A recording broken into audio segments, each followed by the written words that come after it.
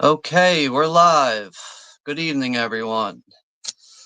Okay, hopefully you're all doing well.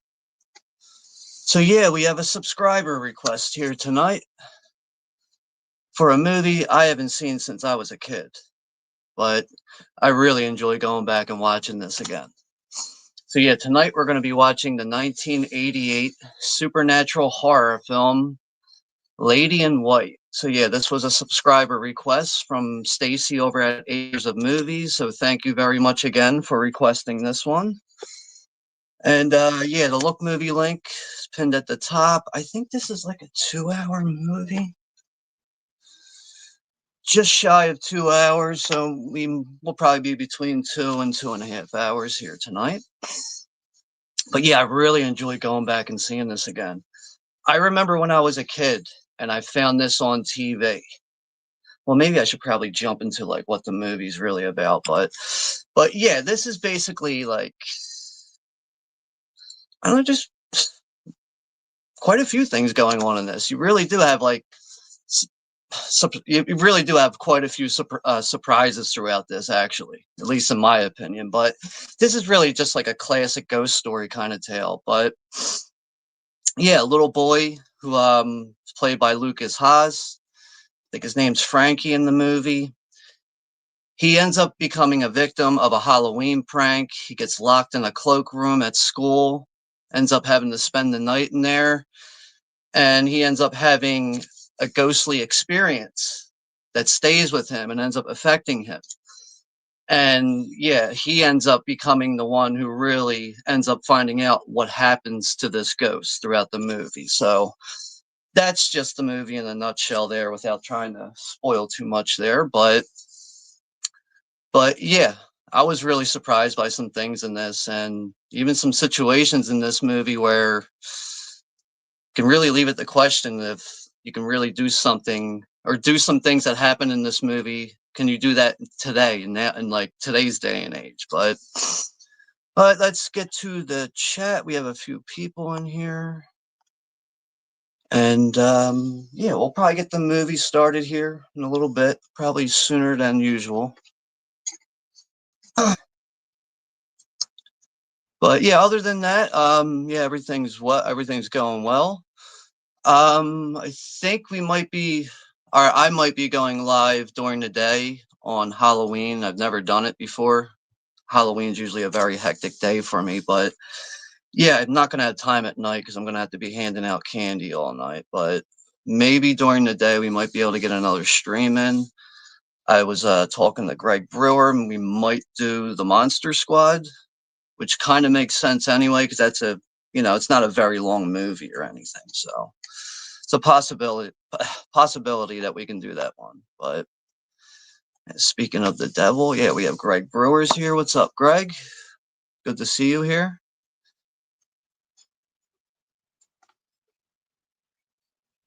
And we have Stacy's here too. Acres of Movies. Thank you. I enjoy this one. It is a crazy night. I appreciate this movie. Yeah, thank you again for requesting this.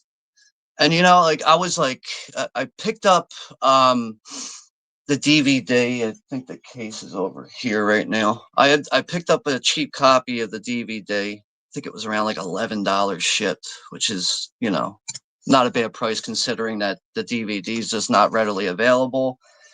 And I kind of regret not jumping on the Scream Factory Blu-ray because now that's out of print. I know that other studio, Sandpiper Pictures, you can buy the movie on Blu-ray. It just doesn't come with all those features Scream Factory Blu-ray has to offer. But at least it is still available on Blu-ray. So at some point, I will probably be picking that up. But yeah, I do kind of regret, sleeping on that Scream Factory Blu-ray because now I wish I had it, but it just is what it is. But at least there's still some kind of, way of acquiring the movie. And we got Tom is here from the Undead of Night. What's up there, Tom? Also have George is here too, the Sailor Outlaw. What's up, George? Anthony Chobit's here too. How you doing, by the way? I went to Dave. Yeah, I saw your picture on Instagram. You tagged me. I saw it. But yeah, you went to Dave and Buster's today. It's good to see. Making the best of your time.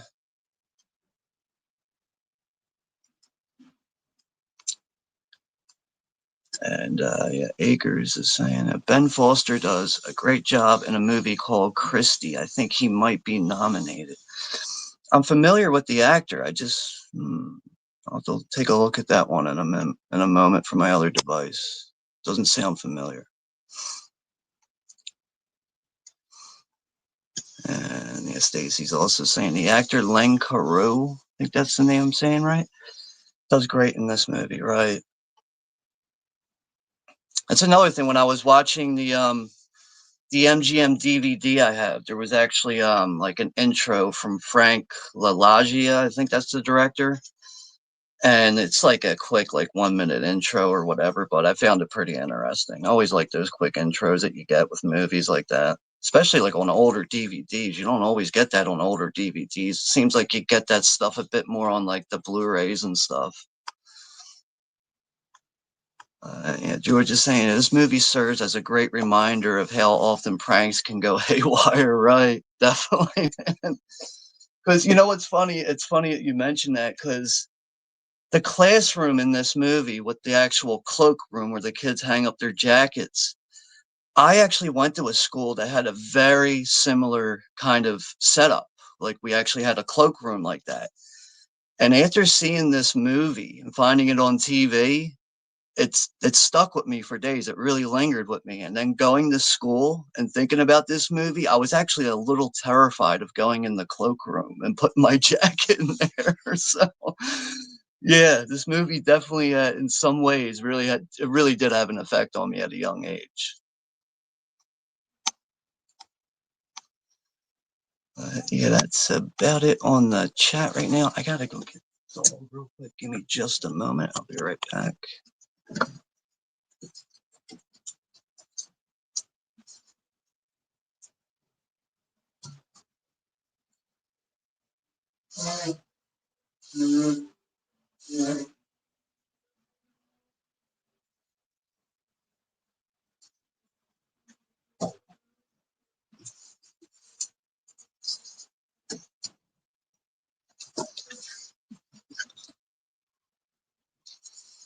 Oh, shit. All right, sorry about that. Oh.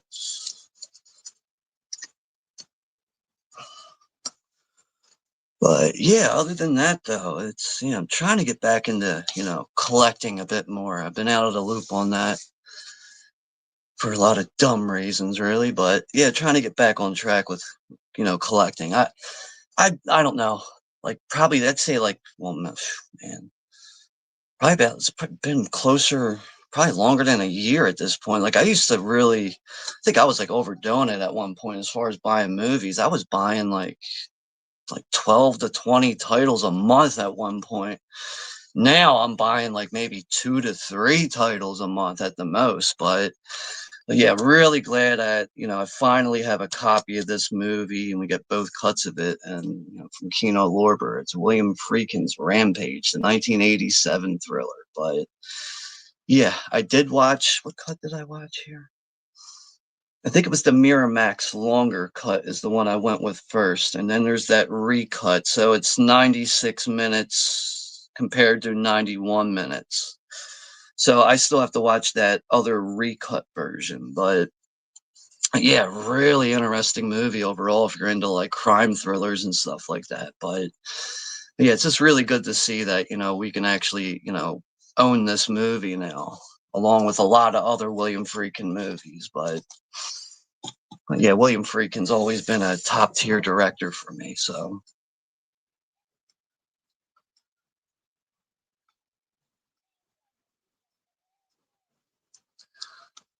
where were we at in the chat?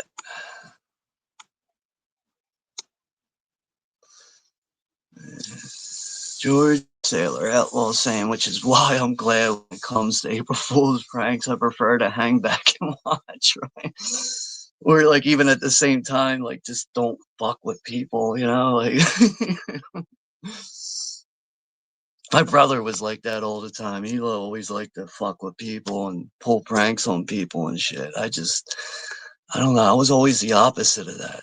Cause like, you know, sometimes the consequences that can come with that, you end up getting more than what you bargained for with it. But I don't know. I don't like fucking with people like that because I don't like people fucking with me like that. So I try to just leave that be as far as, you know, pulling pranks on people and stuff, silly shit like that. But I guess there is you know, a fine line of enjoying that, taking it to a certain limit and, you know, overdoing it. But I agree with you there, George. I really do. But yeah. That's right, Greg. You watched. You and I were talking about this like early this morning, and I believe you went and watched it. So that's good to see that, you know, you did that and you enjoyed the movie. But just classic storytelling with this too, man. You just I feel like, you know, like Lady in White is really a good example of like what we're missing in newer films that we get today. Just, you know, just classic original storytelling. And I just, you know, a lot of newer movies just too bland, don't offer much like that. But yeah, I'm definitely going to have to pick up. More than likely, I'm going to be picking up that Sandpiper Studios Blu-ray at some point. But like another thing is like I know this movie kind of goes through like a couple seasons, but in the beginning it really takes place during the fall season, October and stuff like that. And then it works its way into like Thanksgiving and then Christmas and all that as time goes along throughout the movie. But this movie really does capture the fall season very well. That's another thing when Stacy mentioned this movie and I thought about it, I was like, fuck, this is like the perfect movie to be watching during this time of year. Like it just wasn't on my radar. So it's another reason why I'm glad that, you know, she mentioned that. And, you know, I just, yeah, it's just, you know, glad that I was paying attention to that. So, but yeah, we're getting closer to Halloween now. What's today? The 28th. So we have a couple more days to go here. Got Devil's Night coming up soon on the 30th. But other than that, I might be going to a costume party, which is another reason why I'm not going to have time for streaming at night on the Halloween night. Because where I live at, you know, like the kids come out or like around here, they usually start about like 6:30. The sun's kind of still out at that point, and then they're pretty much done by like 9 o'clock. Even at that point, I don't even have any more candy really to hand out, but yeah, about 10 o'clock anyway at that night or at that time on Halloween, I'm going to be going to a costume party, but not a whole lot to do with a costume per se, but I might be doing more face paint with that, really.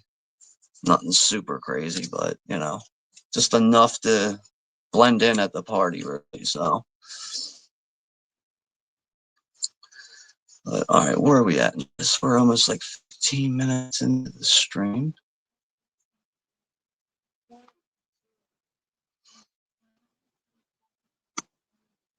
And yeah, it's good to see that Don over at the Night Owl Movie Talk, his channel finally hit that 1K, man. That's good to see.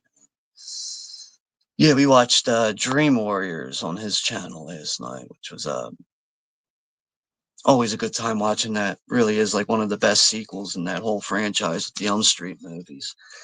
And speaking of the Elm Street movies, you know, I bought the Elm Street 4K Steelbook. I don't even know how long ago. I just know I bought it and I never took it out of the shrink wrap until a couple days ago. And I never seen this uncut version. But from what I remember, I think there's like 13 seconds of uncut footage in the original Elm Street. And it was like really hard to point it out when I was watching it. But to see the movie in 4K finally, I really enjoyed seeing this, man. Movie looks really crisp and vibrant, man. It's hard to say if I'm ever going to upgrade the other films because to me, the first Elm Street movie's always been my favorite one. Then it would be Dream Warriors Part 2, Part 4, and then kind of just write off the rest of the franchise because it just becomes too much comedic elements for me. Whereas I feel like it should be more horror because it is a horror movie, right? I just feel like with the Elm Street franchise, there's just not a whole lot of horror left in it by the time we get to like what the Dream Child, the fifth movie, which I think the Dream Child really has great looking set pieces throughout it. It's just too much comedic, over the top BS for me. But yeah, I know. I've been keeping up with like watching a movie every day for like the 31 days of horror, but of course that got all effed up because of someone I tried doing it with. But yeah, that person just completely like ruined it. But it's hard to say if I'll be completing the list because that's another thing. I know I did miss a couple of days, and then I do remember all the movies I watched. I just don't know what days I was watching them on, and that all just became a mess. So, first time in years that's ever happened either. But that's what I get for trying to, partner up with someone to do that with. But I learned my lesson from that. Get stung one too many times. Time to stop putting your hand in the tank and getting stung. Where was I at here?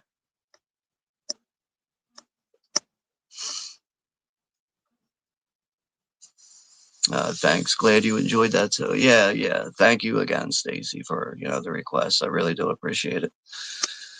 Like, that's another thing. Like now that, like I have this in my collection, like I really do want to make this into like, like an annual watch to watch, go back and revisit this like during this time of year going forward with that. So that's another thing I really appreciate about, just the simple subscriber request and everything. And Stacy's also saying Alex Rocco does good too. I like him in Gotcha and Stuntman. Wow.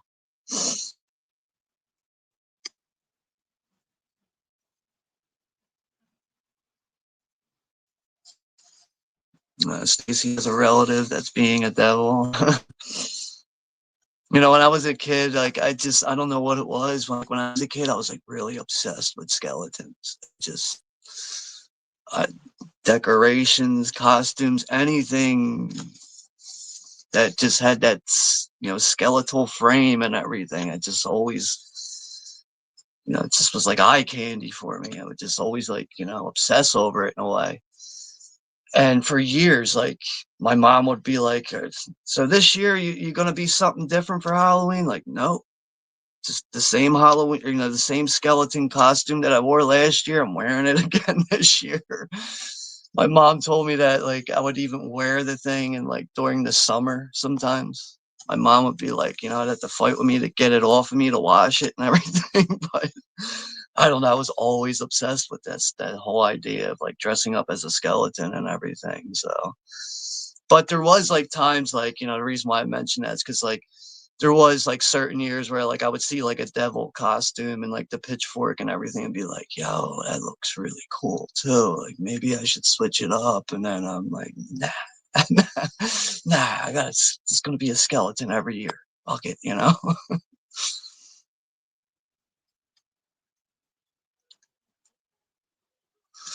Damn, man. I just have the movie like playing in the background on low volume right now. Kind of forgot, like they do drop a couple N bombs in this movie, don't they? And it's different times back then. I know another thing with this movie, it does like the time period is the early 60s. So appropriate to keep it genuine in that way, but it's just always a tough subject there. Yeah, Stacy's saying he's the trainer of Christy Martin, the boxer Ben Foster plays. Really? Take a look at that fast.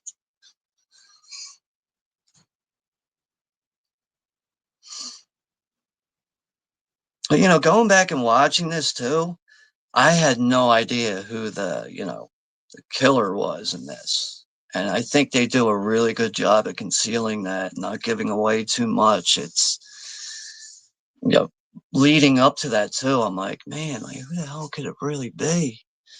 And obviously a certain individual, without spoiling it, ends up getting blamed for it for a number of reasons, really. But even the outcome with that character, and then when you find out who the killer actually is, just really surprising stuff.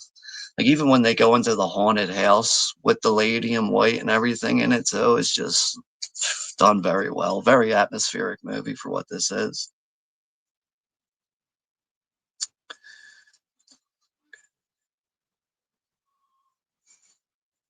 What was that again?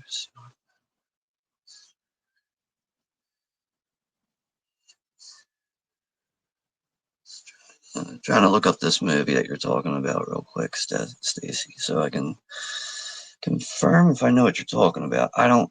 More than likely, like usually, if something doesn't ring a bell for me right away, that probably means I haven't seen it.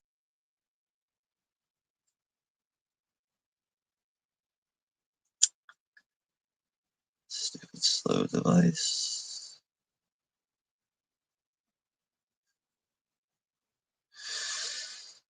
So,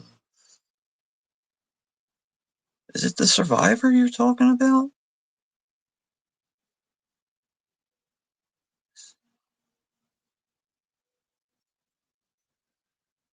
I'll get to the comments in a second there.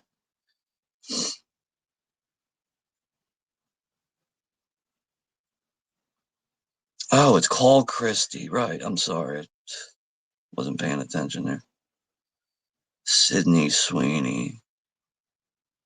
Oh, this is like a newer movie that's coming out next month. Okay. Huh. This sounds interesting, though. You know what? Wait a second. I think I remember seeing a clip of this on Instagram, actually. It looks familiar now.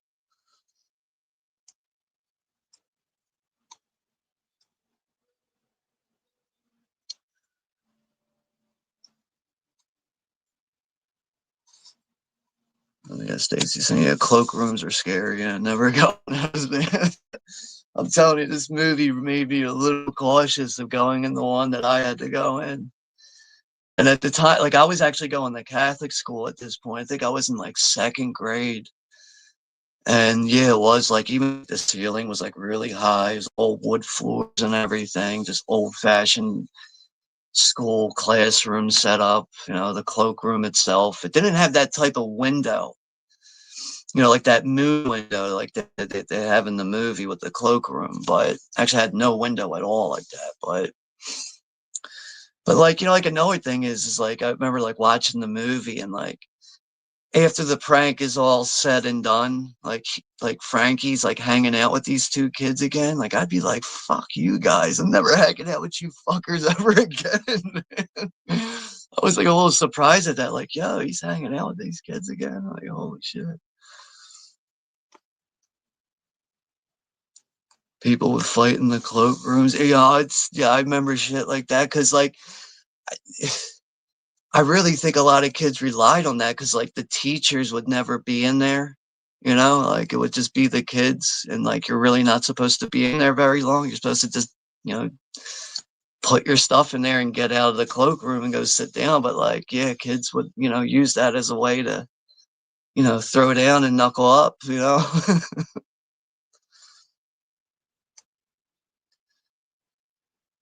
Greg saying you have a costume for Halloween, Sean? Not exactly. I have like old stuff that I've used in the past.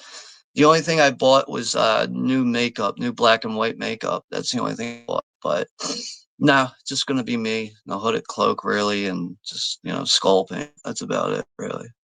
Which is gonna be very time consuming to get that all right because I haven't done it in a long time. JC's saying I have a lot of things to buy. Jim's sending me Blu-rays that I won. Will be fun, so happy for that. Jim's Fun Channel. Yeah, I thought. I I don't know if he like uploaded the drawing or what it was. I just know he made a post about it, and I saw the post and was like, oh shit, Stacy won the contest. That's good to see. But apparently somebody was a little disappointed. They thought there was a conspiracy behind it, or at least that's what I like heard about it. I was like, what? It's a fucking contest. Like, what's the matter with people, man? uh, Not everyone can be satisfied with those things, but why even enter if you're gonna get butthurt over that shit? I don't get that. I mean, like nowadays with like contests, I don't, I'm not like, oh shit, a contest, I gotta enter this. Most of the time, I'll enter people's contests if I see that there's like nobody really entering the contest. So it's like, shit, let's enter this thing so that they have some people to put on in the drawing, some people can actually pick from and win or whatever. But my time of being here on YouTube, I've won some interesting things actually. It's I think probably like the craziest thing I remember winning. It was like I remember one time I won like a shit load of movies from a guy in Australia. I know his name was Tony over at Horror and Taj. He's not. I don't think he's on YouTube anymore, but I can't really pull out this thing that I did win on YouTube. I know that was Ian over at the Degler Reviews. He does content every now and then, but he had a contest, I think maybe for like 1,000 subscribers, and he was giving away 3 of the Phantasm spear sets. Like it's too elaborate for me to pull it out right now. I'm gonna knock stuff down, or maybe I can at least pull the spear. Yeah, I can at least pull the spear out, which actually needs to be dusted off. But I ended up winning this, where it comes with like it comes with all the movies, all the Phantasm movies in this set right here will come in this. All your movies come in that, and then you get the spear, the flying spear. But he gave away 3 of these things, and I ended up being one of the finalists in that. I just remember watching that drawing, was like, what? I actually won like something like something a bit more than like just like a movie or something. Like that is the thing though. I think like sometimes YouTubers do a really good job with their contests and prizes and stuff. I've done some contests and given away plenty of things over the years too. But I just remember one time I think I gave away like 13 like sealed brand new like Blu-rays, and I think the only thing that was like really disappointing about that was the fact that like the guy who won it, I didn't care that the guy won it, but like he collected his prizes, and he just unsubscribed to my channel and disappeared and never came back again. I was just like, man, how do you do that? Like, I had to learn the hard way with that. Like, all right, just don't give that kind of stuff out anymore. But it sucks when that shit happens. It takes one person to just ruin everything. But yeah, Greg's saying, oh shit, we're almost at like 30 minutes, so we'll get this started soon. But yeah, Greg's saying for a Halloween in 1988, I was a pirate in a great year. Yeah, it's same year that this came out too, Lady in White. It's like I don't know what it is, but like I remember like those late 80s going into the 90s. Like I remember always like flipping through the TV channels and finding like what movies are on. It seems like I would always find the original Hellraiser trilogy on TV, like the day before Halloween or on Halloween day. It's just like every year I'm always like, oh shit, the Hellraiser movies are on again. Let's watch them. It's just something that started to like stick with me. Is like, like it seems like every Halloween I find the Hellraiser movies on TV. That's just like a random short memory that I have there with that. I do remember one year actually having a pirate costume, though. I do remember having like the red striped pants, the eye patch, and having a pain in the ass of a time holding the hook and having a bucket and trying to juggle all that stuff. But like another thing I remember, like you remember those trash bag costumes, with the little string strap plastic mask and he put the trash bag over you, man. Like, if you weren't wearing like a couple layers of like thermal, like, underwear or like sweatpants or something, man, you were gonna be freezing your ass off. Like, why are all costumes like so flimsy and thin and expensive? Like, I just never understood that, especially for like women. Seems like the women always have to get the brunt end of that and have like the most skimpiest costume and all that. And it's like, Jesus Christ. Yeah, Stacy saying Lady in White, classic original storytelling, and has similarities to Hearts and Atlantis. Yes, I didn't. That wasn't on my radar until just reading your comment with that, which was written after. And we have Shamarlos is here. What's up there, Scott? We'll see what you're eating tonight. Johnny at the Wild Guys, he might stop by. I'm not counting on it, but he might stop by if he has the time for it. Scott has a pizza and a cheeseburger. Pizza burgers. And he's watching Idle Hands. Not bad. But all right, let's get the movie going here. So, trying to get my remotes. All right, I'll give you guys just a moment to get yourselves ready. If anyone's joining in, look, movie link is pinned at the top. I'm just going to go grab a drink real quick, and then we'll do a 10-1. Bear with me.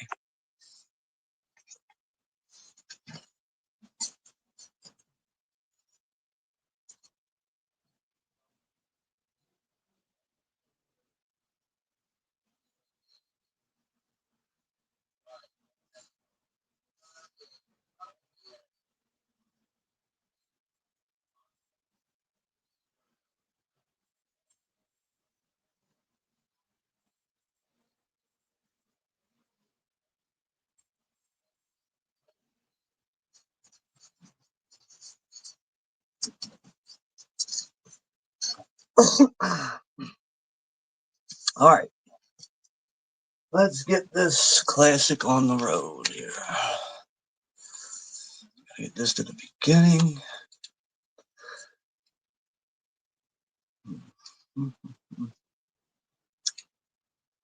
There we go.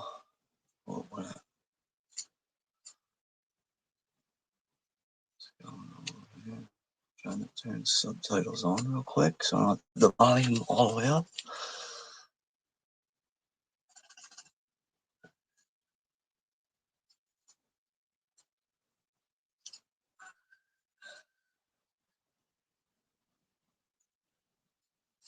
All right. All right. If everyone is ready, we will do a 10-1.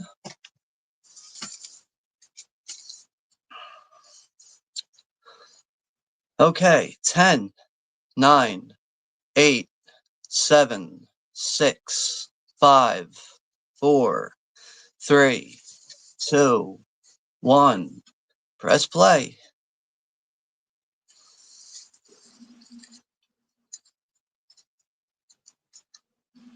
I would actually like to see Kino Lorber actually upgrade this movie to 4K. I think that could be, an interesting, studio release right there. Especially like I think with like features too, stuff like that. Like I think, because I don't know, Kino at this point, I think as far as I really think Kino's got it down pat, man. It's just their pricing, in my opinion, is just realistic and reasonable.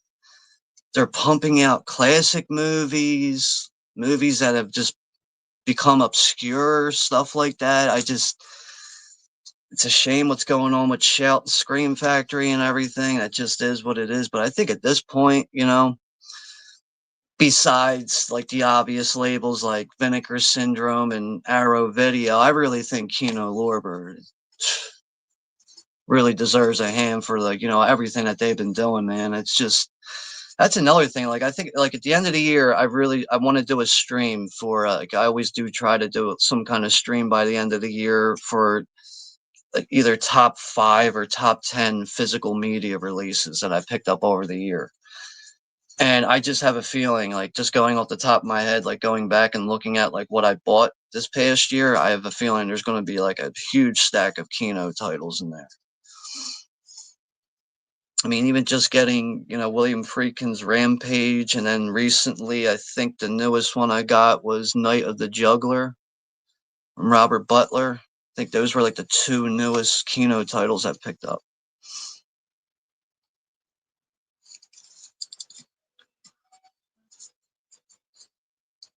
But, like, I was looking up the location of where the Willow Point Falls Cemetery is in this, that we briefly get to see. Apparently, it's located in Wisconsin, so hopefully I got that information right there. I didn't watch any features on this. There is, like, I know there's audio commentary. Yeah, there's audio commentary with the director, behind the scenes footage with an introduction by the director, photo montage, deleted scenes, extended photo gallery. So, yeah, for the DVD, for what that offers, at least there's something there. It's not just completely bare bones. Stacy saying Lucas Haas, underrated. I'd like to see him star in things. I think I remember seeing, like, I don't know. Let's see if I'm right about that. But do you guys remember the Leonardo DiCaprio movie and Tom Hardy, the Revenant?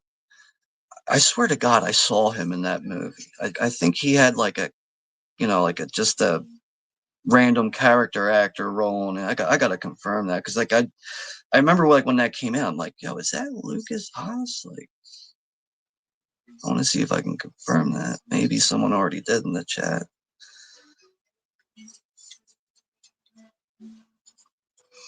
In some ways, with going back and watching Lady in White, I really feel like there was, like, especially in, like, the opening credits here, certain moments that kind of reminds me of, like, Walt Disney's Something Wicked This Way Comes. Just, like, the look of the town and everything, and just, the wardrobes, the time period and everything. Even though I'm pretty sure in Something Wicked This Way Comes, I think that time period is way before the 60s.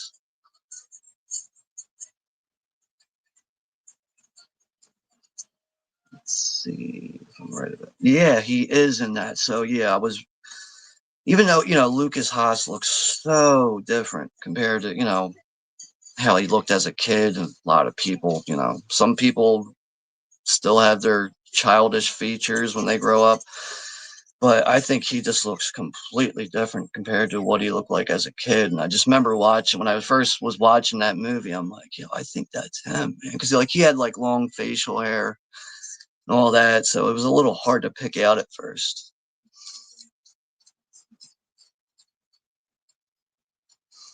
I love that overhead shot of the skyline there, where you see the town, the river separating it from the actual city and everything. That is a cool shot as we get through the final part of the credits here, the opening credits. But I agree with you there, Stacy. Scott is saying my favorite film is Idle Hands.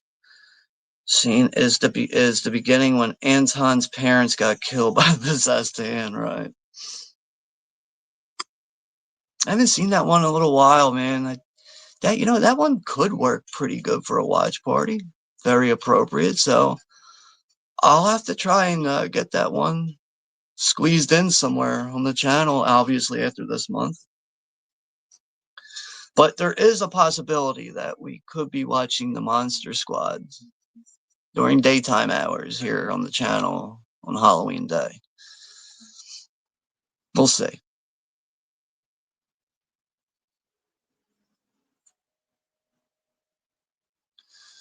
Yeah, Stacy's saying an interesting story set in Italian families, and the filmmaker being Italian American.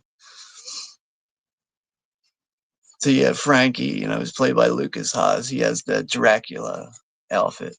It's just something that always stuck out for me, at least, as being very iconic in this movie.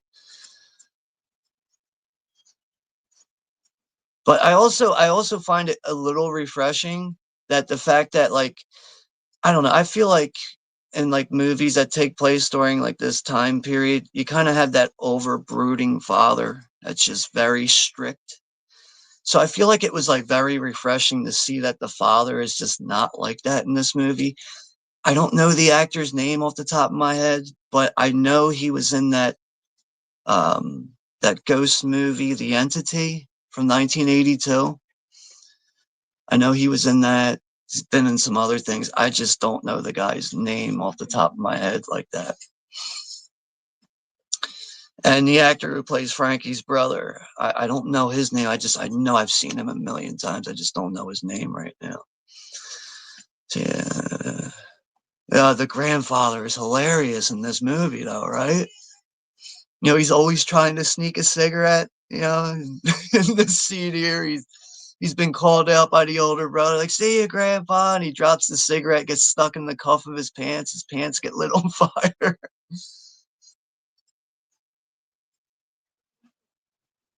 But yeah, the Italian, American culture with these older grandparents here. It's just it's I don't know, the interaction with it's just hilarious to say.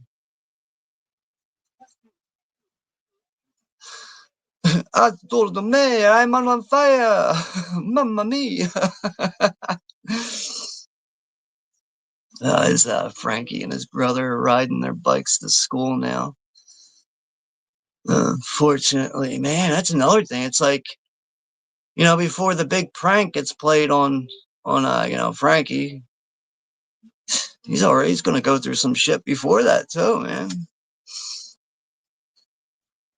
As they leap over that giant gap in the road there. Man, that's a big gap.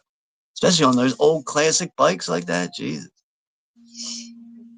If I had like a Harrow or a Dyno, one of those Dinos, Diamondback, whatever the hell those bikes were, those things were such light frames. I feel like you can jump over something like that. But those big old school heavy bikes with the giant wheels, imagine lifting that frame to jump over something like that. And the dogs chasing them, chasing Frankie and his brothers are riding bikes to school. Cars almost crashing into each other.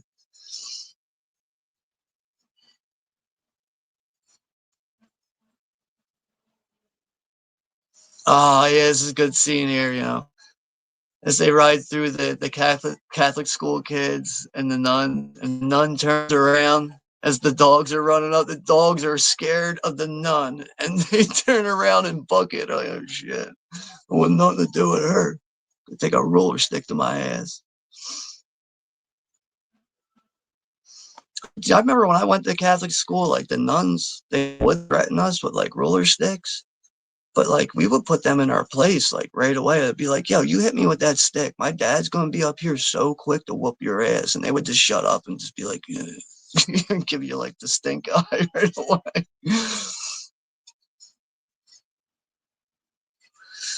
So yeah, Frankie's brother plays a prank on him, jumps out and scares him. He loses control of his bike, lands in some wet cement. And talk about landing in it too. Jesus. His whole costume is like literally ruined. What are you trying to do? Kill me?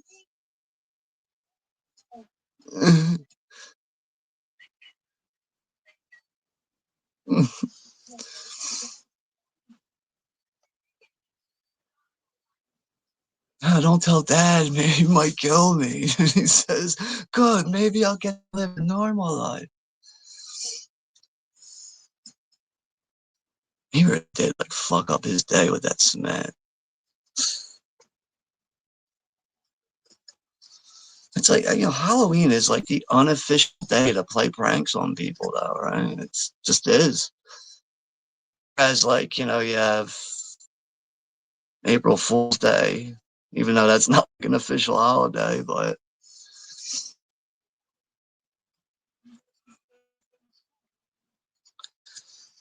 that is an under the bed scene from Idle Hands was scary. Jessica Alba, man, Hachi Machi, man, she was. If I remember correctly too, it's like one of the first times I remember like really taking notice to her in a movie. Man, she was smoking in that movie, man.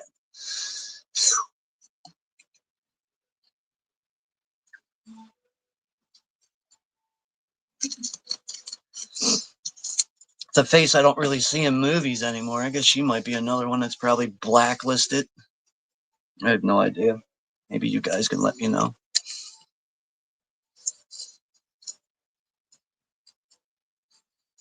So now we're finally getting to the school here. The day's about to take place.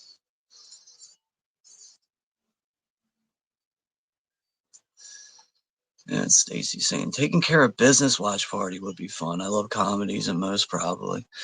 Okay, yeah, I think I remember you actually mentioning that maybe during the last stream I did. I just want to see what year that is. I can't remember that off the top of my head right now. You know, God bless this teacher for dealing with this chaos in this classroom. I see why she has to have a whistle around her neck. You know?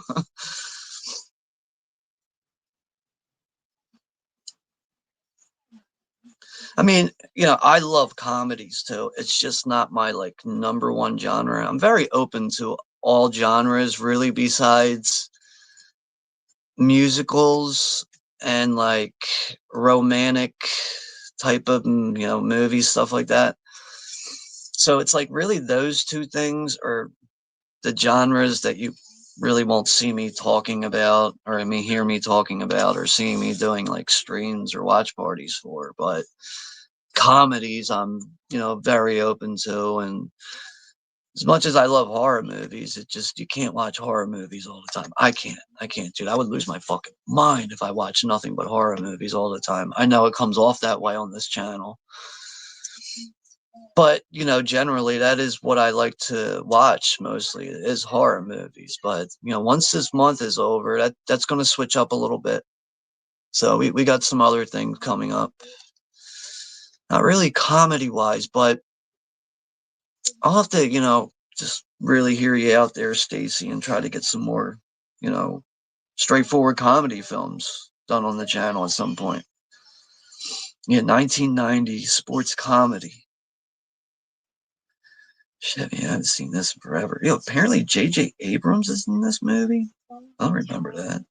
Then again, I can't even remember the last time I've seen Taking Care of Business. But I am going to make a mental note of that. Wait a minute, you on with the part where the nuns stare down the dogs is funny. Yeah, it really is. Yeah. But I'm literally at the part when Frankie is reading the monster's story on the bridge in London, which is my timestamp is 14 minutes and 23 seconds and counting, 24, 25, 26.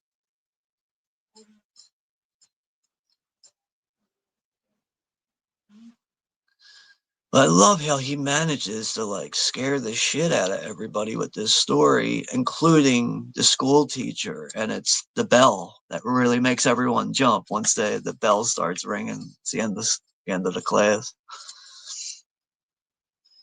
Yeah.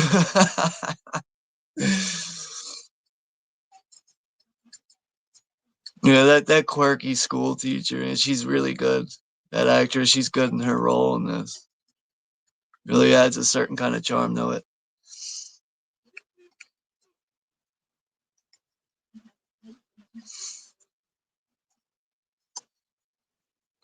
I love the setting atmosphere. Me too, honestly. I think that really is like one of the main things that's like it's resonating with me. It's just really standing out.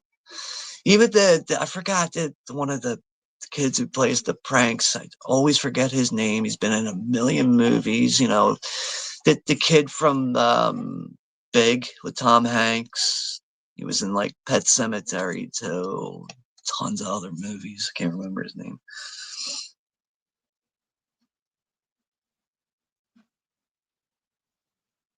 But I forgot he was in this movie. See if I can pull up his name right now. Alex Rocco, right? Is that his name? No, it's not him. Never mind. Jarrett Rushton. That's his name.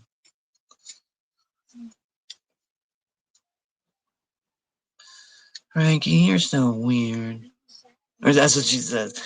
Frankie, I wish I could be as weird as you. She's like rolling her eyes. Her brace is showing.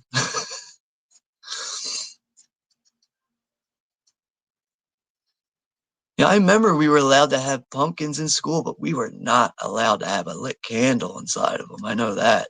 That was a big no-no.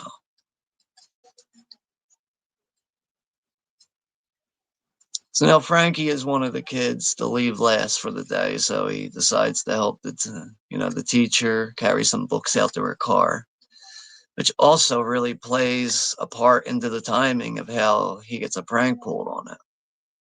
All over like a knitted hat, so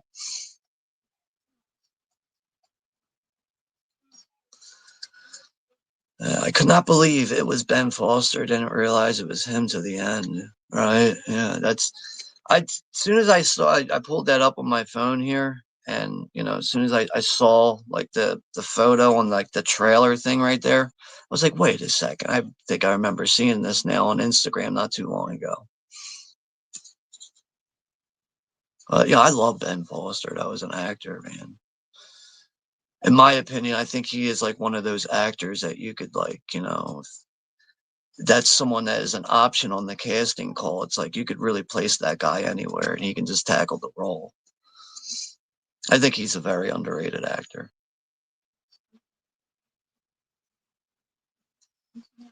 One guy that ends up bad, it's a surprise. I'm pretty sure you're talking about in Ladium, because I was really trying to land on certain people as the killer in this. I was way off, way off.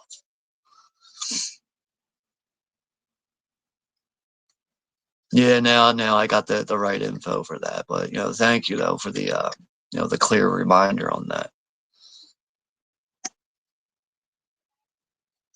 Not sure what else Lucas Haas has done. I know me and Greg were briefly talking this morning about the movie Witness. That's 1985 with Harrison Ford. I think Danny Glover's in it, what I remember.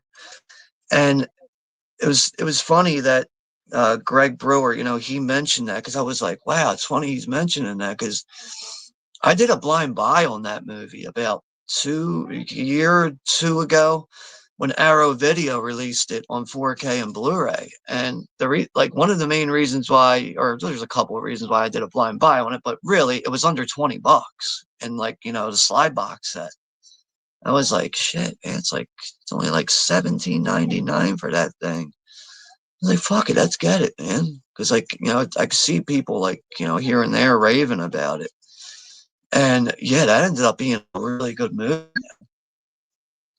having to do with Amish people and the culture, and that's another thing. But yeah, really good thriller. I think that's another good example of they don't make movies like that anymore. But he plays a young Amish boy in that movie who ends up like witnessing a murder at a train station, and he ends up becoming a target of these people that murdered someone. Realize he's a witness, and he ends up having to go on like the witness protection program and all this stuff, and it really ends up going against the Amish culture and everything, and it just disrupts their lives in a way. It really disrupts their whole community, but really good movie though. Really did enjoy that. It was a real surprise for me when I finally saw that. But Lucas Haas, I think he's been in so many damn movies, all right. That's only a small example of everything he's been in.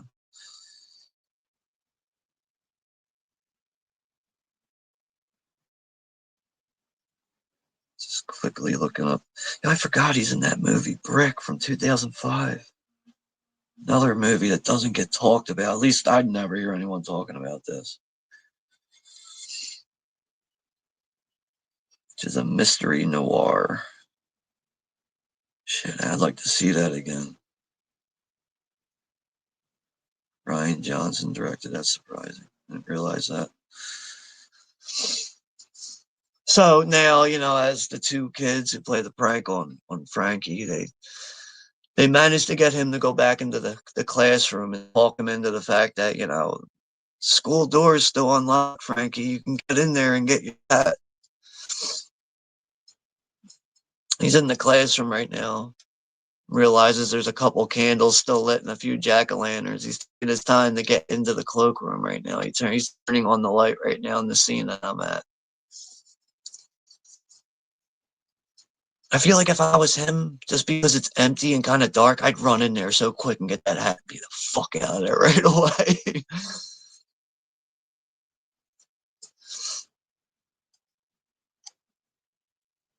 So you're using Tubi for this? Yeah, it does have advertisements. That's one of the reasons why I don't really rely on Tubi that much, but whatever works. I know it. Wait, I'm pretty sure Greg Brewer, he said he watched it on YouTube this morning. So if you want to switch that up at any point, if you feel like that might be a better option for you, well, I don't know if you have another device actually. That's another reason why I won't really recommend to people sometimes, like, oh, you can watch it on YouTube, because not everyone has the two devices to, be on the stream here and also watch the movie. So, but it seems like it is on there. And we have a mom of 5 boys is here. Okay, how you doing? Welcome to a stream on the channel. But yeah, thank you for stopping by. Hopefully all is well with you, and 'tis the spooky season.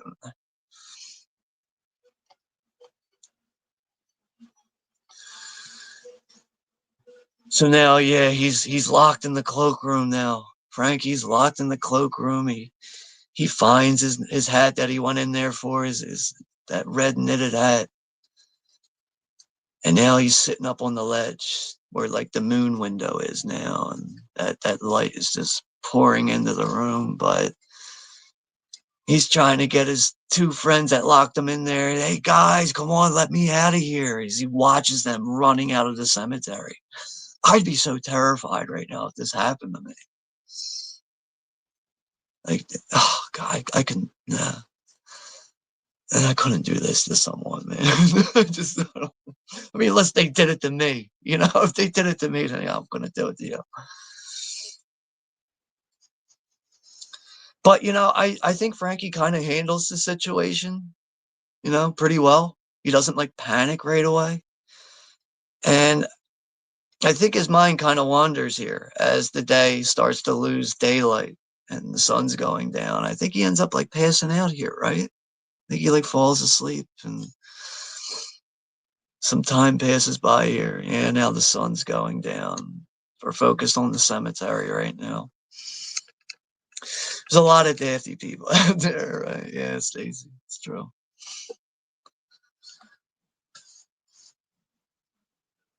So now we have that narration. That's right. That's another thing I think that's done very well. The narration throughout this. They're not all the time. It's mostly, I think, in the first half of the movie, really. So yeah, Frankie decides to just puts his mask and puts his Dracula mask on and passes out, and he ends up dreaming of his mother's funeral, which I think, being of that age, having, one of your parents pass away, that's got to be something, that's sticks in your psyche as a kid, right? I mean, it's never like, I still have my parents, but I know plenty of people that have lost their parents at like an age like this. I think we all do. Just, I think that's something that you can, at his, Frankie's age, it's just something you can't shake out of your head. But he ends up dreaming of his mother's funeral. His mother is obviously has passed away, and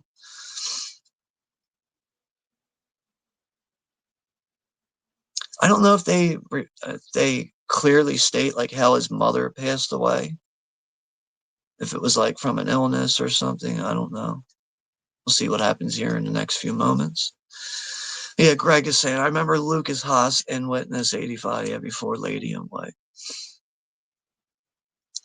I feel like, Lucas Haas is, just has that memorable child actor face. You see him once, you kind of just sticks with you in a way. And we have Johnny's here from the Wild Guys. What's up, Johnny? Yeah, scrub those warts out, man, with that soap, right? This guy scrub those warts out, Jen.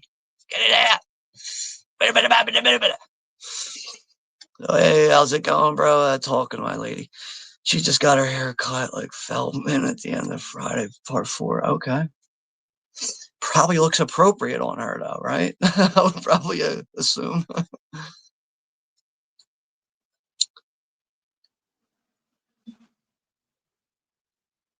Frankie wakes up from that traumatic dream of his mother's funeral. Now everything's really hitting him. He's locked in this room. He's just crying his eyes out. But this is where he ends up having an even more important experience.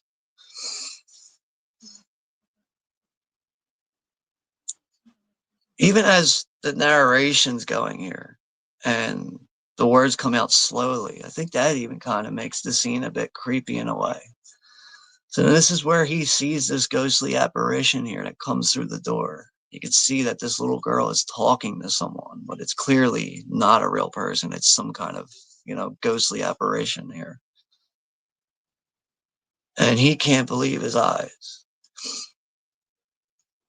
Oh, shit.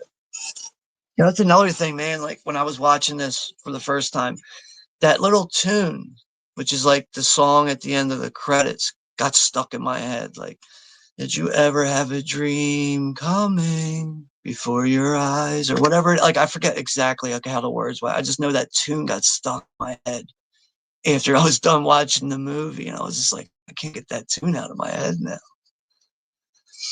No, this is where Frankie and the little girl as a ghost here, they lock eyes.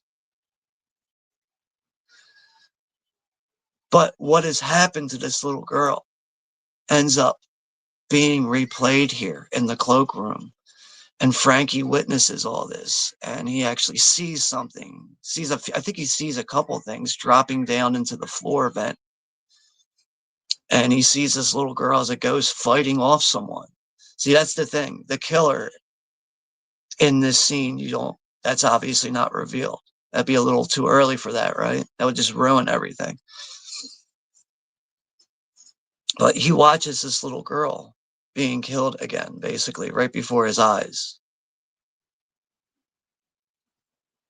But I almost feel like in that moment when they both lock eyes, it's almost like that little girl can trust him, like based on his energy or something.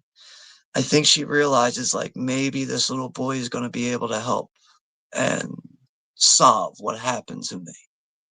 Because if I remember correctly, I think this little girl was killed 10 years before the events that are happening in this cloakroom right now.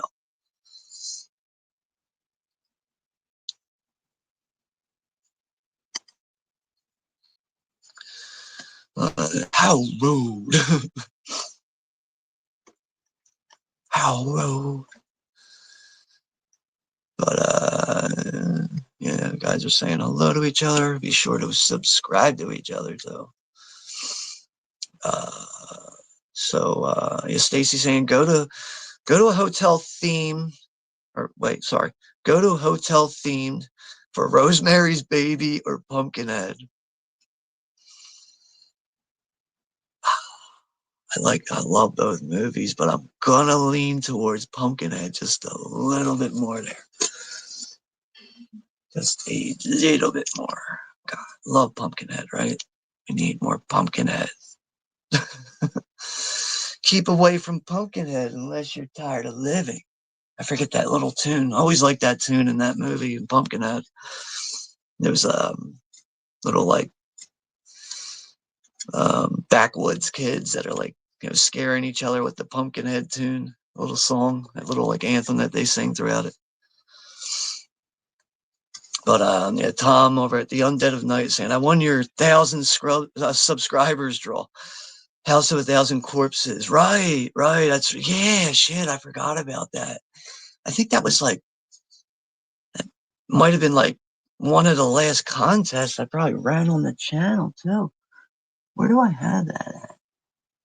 Here it is. Yeah, I'm just trying to pull my edition of it. But yeah, you ended up winning this, Tom. That's right.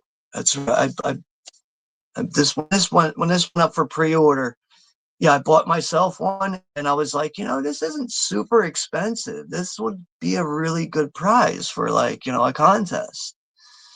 And yeah, it's good to see that you won that, Tom. Really, like, I think at that time, you and I really probably just knew each other off of like content, really. I don't think you and I really talked a whole lot then, really. But I think that's how you and I kind of got to know each other a bit more too. But, it was definitely good to see. I think now I remember, I think there was multiple winners in that I think I had like 3 winners in that. And I think you won like the first place prize, and I think that's what the first place prize was. Unfortunately, all that stuff was on the old channel that got terminated, but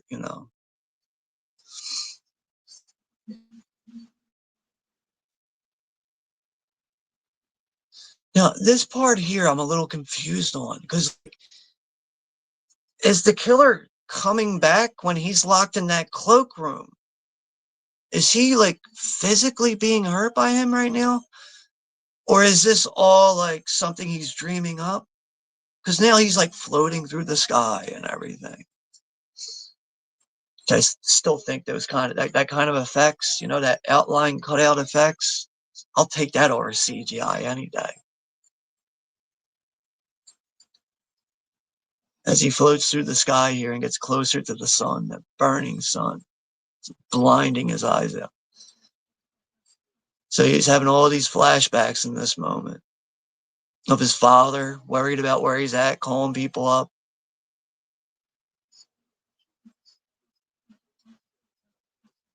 That's right, his brother's name's Gino.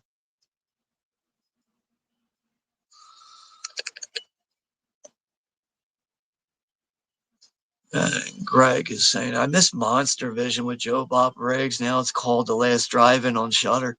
I agree, man. It's funny though, like, I remember being a little late to the Monster Vision thing. I watched it a lot more at the tail end than in the very beginning of it. And one of the real issues with that is because, like, I remember at one point we only had one cable box in my house. At one point, like, once my parents were divorced and I had to go to my dad's house, there was just one cable box. And if there was sports on that same night, like, what was it, like Friday nights, I think, when Monster Vision came on? If there was sports on, it was like, fuck, we're gonna have to watch the sports and get through that. And then, like, sometimes I can catch the tail end of Monster Vision, but it wasn't until like those last years of Monster Vision is when I was able to like catch the full segments of that. But yeah, I agree though, Greg. I miss that stuff, man. I almost feel like all of us in some kind of way almost like took that stuff for granted, like in a way of like, Monster Vision will always be around, it's popular enough. I feel like I almost did that with like Tales from the Crypt. I thought that was just going to keep producing seasons and episodes, and that stopped at what, 7 seasons? 7th season, Tales from the Crypt, man. Ralph. Ugh, can't watch it. I know some people can tolerate that 7th season for Tales from the Crypt. I can't do it, man.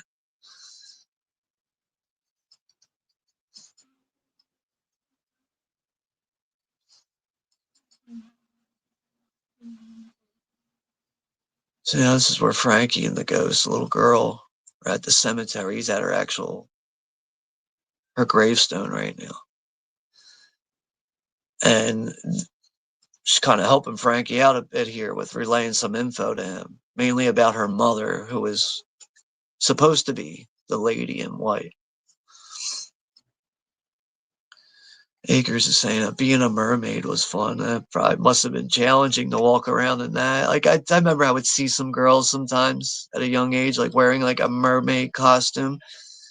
And some of those girls would be really creative with it, to where like, they can still kind of walk and still make everything like make it look like it all looks like it's supposed to make sense and whatever. Now moving forward here, Frankie is waking up in the cloakroom to his father, waking him up, and apparently Frankie wasn't even breathing in this moment. And the police are searching throughout the whole school, and they find the janitor downstairs, drunk out of his mind, just watching TV. But it really is sad to see how this janitor just totally gets blamed for doing nothing.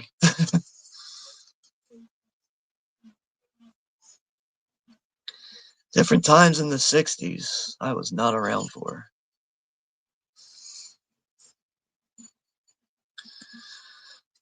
Johnny's saying, yeah, I've seen that on Shutter, Greg. Yeah, Joe Bob is a classic. I've watched some of it sometimes on there.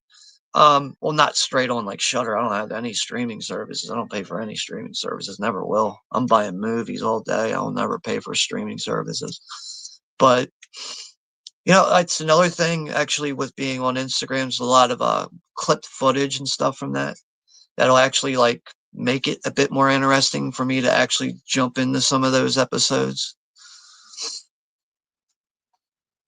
Johnny, I didn't see you like backstage or anything, but no, it's perfectly fine, dude. You're always welcome up here on the panel. If it's just for a short time, anything in the future, you're one of the rare people that's allowed to join me on the stream. So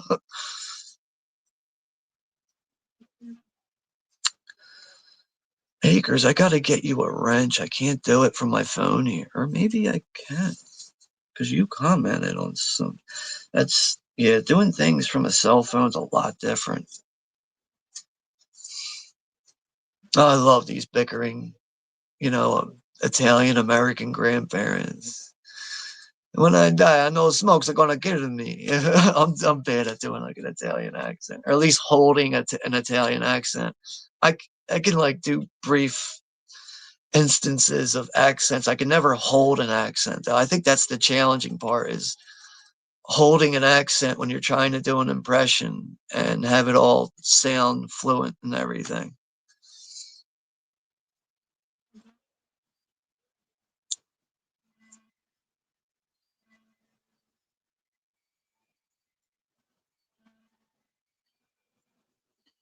The grandfather just ran into the screen door with a cigarette in his mouth. Oh, the grandfather's endless fun in this movie, though. It really is.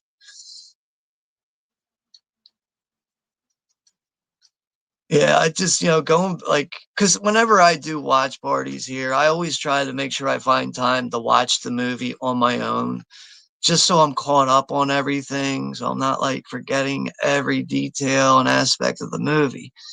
But, just going back and watching this on my own, like by the time I was getting to the end of it, I just really it was just very satisfying, just had like just a very nostalgic feeling with going back and watching this.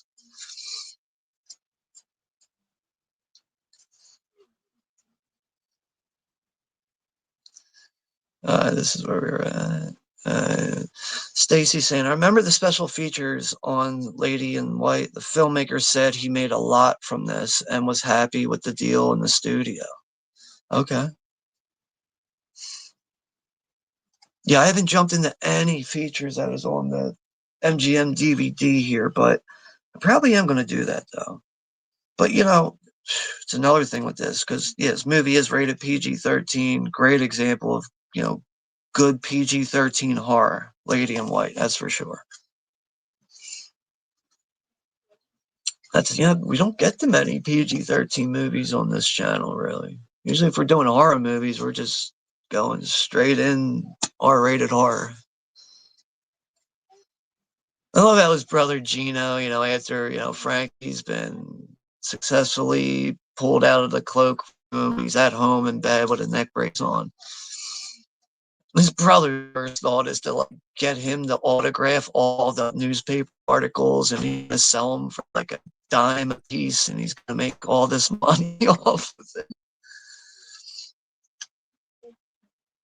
Right over there. Yeah. Dog's waking up right now. Sometimes she wakes up. You know what? I think it's because the ceiling fan's on. She's trying to crawl under my comforter right now. It's probably because the ceiling fan's on. But she has a jacket on, so she should be all right.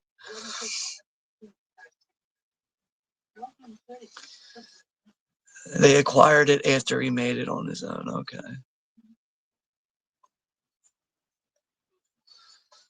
And Greg is saying, yeah, Sean, you should go as Captain Spaulding one year. It would be perfect. Yeah, Yeah, I could already have like the Sid Haig facial hair going. I even got the gray coming in now. Yeah, just get that little string hat, the clown paint. And most of all, fuck you. That's not a bad idea, honestly, Greg. I mean, shit. Kind of wish I had that in mind and put, I could actually get clown paint. Maybe like I kind of want to like wear that tomorrow night. Or I mean, no, is the part when what's today right now? No, yeah, it's Friday. That's right. That's when the party is Friday night. I can't even, my head's a little lost right now. I started thinking about clowns and Sid Haig and Captain Spaulding.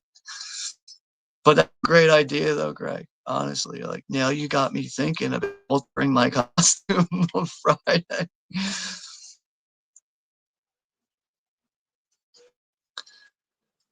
Now they had the janitor on trial here, who was obviously of black descent. I only mention that because that just plays a big factor in the time period in this movie in the early 60s. I believe it is like 1962 in this movie. But like, what I enjoy about that is just how genuine it is and how it really adds to the storytelling of this and just gives it a real authentic feel. It's a shame things were like this back in these days and people were that, you know, ignorant to people's upbringing and cultures and stuff. But just how it was, right?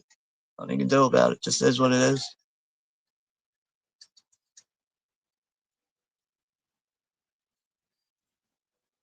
Yeah, Frankie's jumping out of the bed because he really wants to read the news article with the story of what happened to him.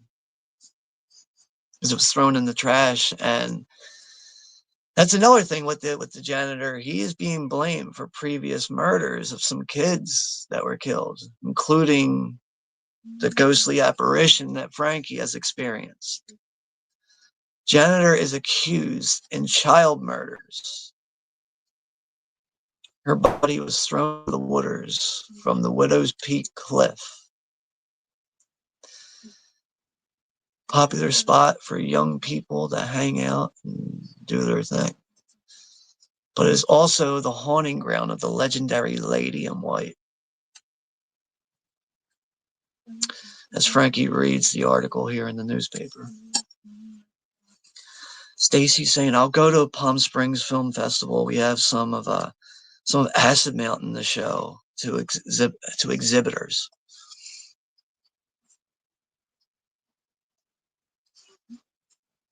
Yes, import the features. Right, if they, if like Kino is able to acquire Lady in White, I hope that happens now. I really hope that happens because it'll come with a slipcover and all that if you buy it early enough. But I swear to God, if I see Kino like at any point in the future releasing Lady in White on 4K, I'm pre-ordering that thing right away.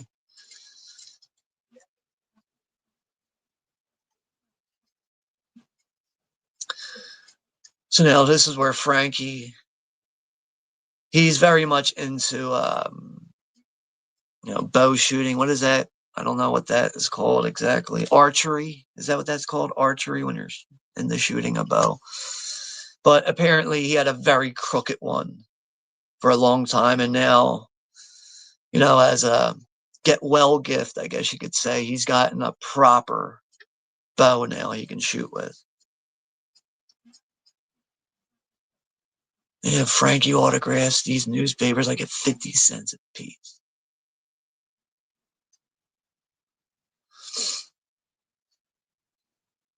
Trying to watch that I don't spoil too much ahead of anything in case anyone is watching this for the first time. We have 7 people in the chat right now.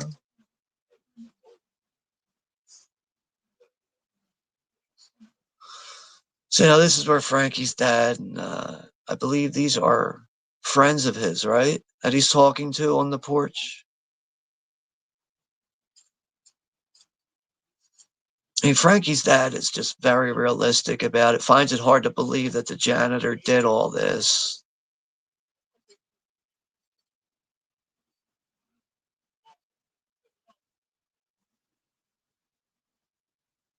But everyone else is just ignorant to it, just quick to be like, oh, of course he did it. His fingerprints were all over the place. Like, of course his fingerprints were all over the place. He's the janitor. This makes you wonder, like, what, like, obviously it's a movie and everything. These aren't realistic situations that are actually happening, but like, someone to be that short-minded, to not think things out and just be that quick to blame someone who's so innocent.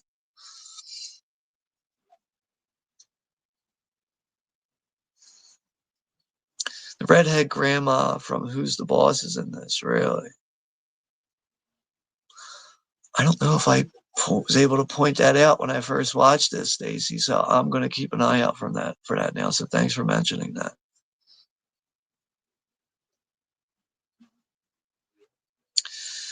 TWA out of biz. TWA, are you talking about like the airline company or something? I don't know.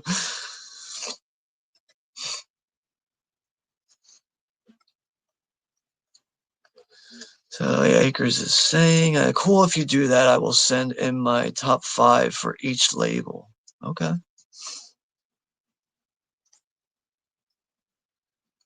Bruno Kirby relative in this, maybe.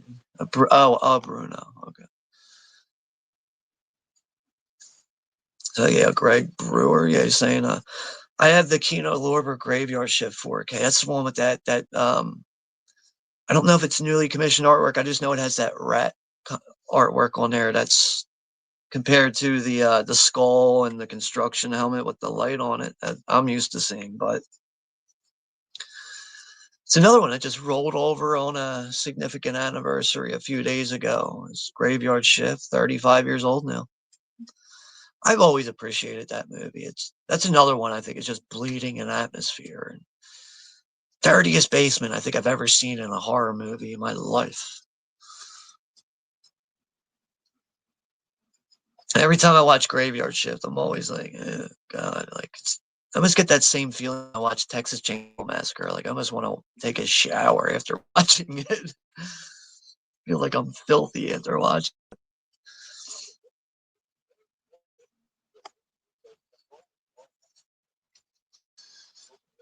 Sometimes my face like lights up very bright because I'm sitting so close to my TV. Like I am literally maybe a foot and a half away from my TV screen. That's how close I am. And I have a 70-inch screen, so it's like it's very big and bright.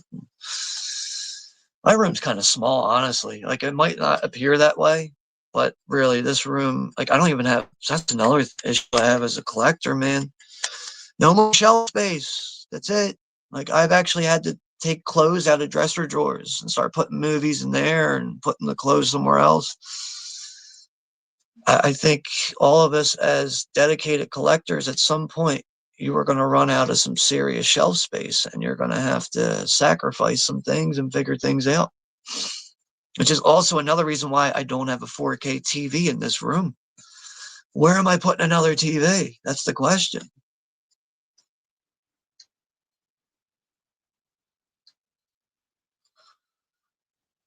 So moving forward here, it's later in the day where Frankie is passing out now, and this is where that little girl comes into his room, starts going through his things, like he's just fascinated by like his comic books, and this is where she sings that tune, that dream walking tune. Did you ever hear a dream walking? Well, I did.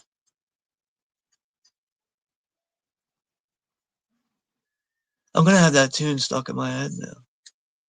There's she playing with the slinky and everything.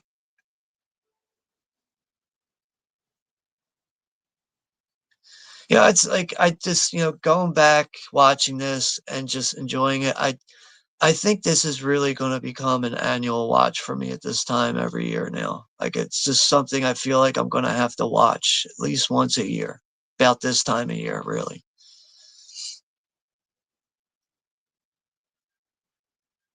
Along with so many other films that, I've seen at a young age. And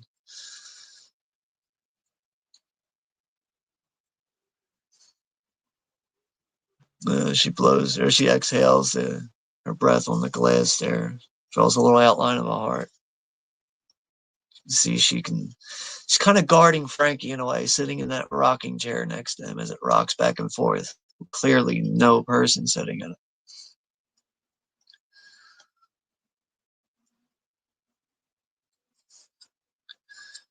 But this scene's a little creepy, right? Because then you actually see the lady in white peeping in through his window, keeping an eye on Frankie as he sleeps.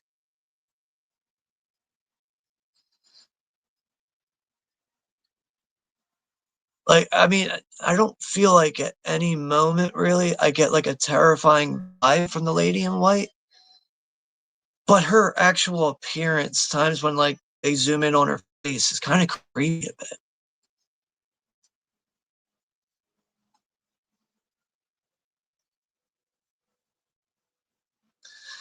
I think he's in a 90s one called The Boys with Winona Ryder. They are runaways or something.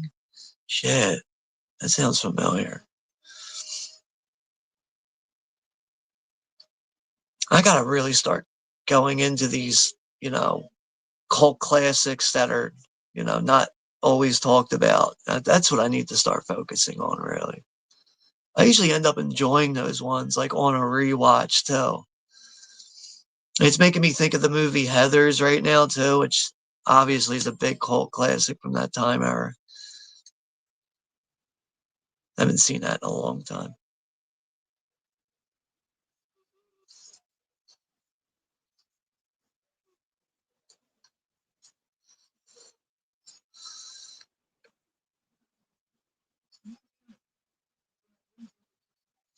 So now we are at Mass in the church here with Frankie.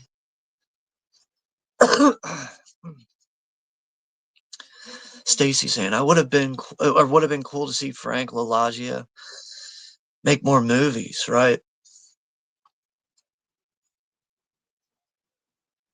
I mean, I feel like if you have the money to throw at him for a budget, it's like, I think that there's no question about it. I think if he has the budget that, the money he needs for the budget to execute a movie like this or whatever, or execute his vision the way he wants, probably could have produced a lot more, memorable movies like this.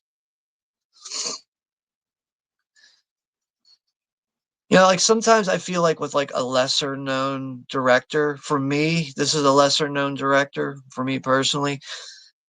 But like when I see like a name like that pop up and then I see written and directed by, that's when like that kind of stands out a bit more when I see that they wrote and directed the movie. That kind of makes me want to like look into that person a bit more as a director, writer.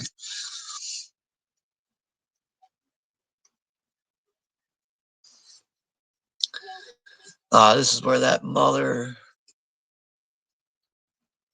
the has obviously lost one of her kids, and everything's being blamed on the janitor. His wife and kids are at mass, sitting in the back amongst all these white people and everything. And this lady's like, "Oh, your husband's a murderer."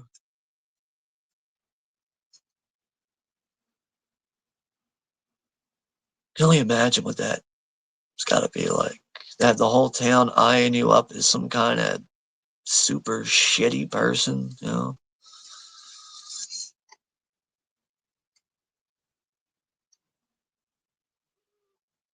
Rather, Alex Rocco. Is that the father? The actor, I think? Alex Rocco, I think that's who that is. He's in Stuntman and Gotcha, I think. Stacy saying, "My relatives would shame my older relatives for smoking." I think that's mean. They would smoke and be more amusing and less upright. These modern people try to control behaviors too much, right? Mm-hmm. I think you hit the nail on the head there. I agree. Current timestamp on my end, I just passed 56 minutes. 56:05 and counting. So now Frankie's father has decided to be the one upstanding person to offer, you know, the janitor's wife and kids a ride home, and realizes that this family is being wrongfully shamed here for doing nothing, man. And he's apologizing to her for how everyone in the town is treating her and her family.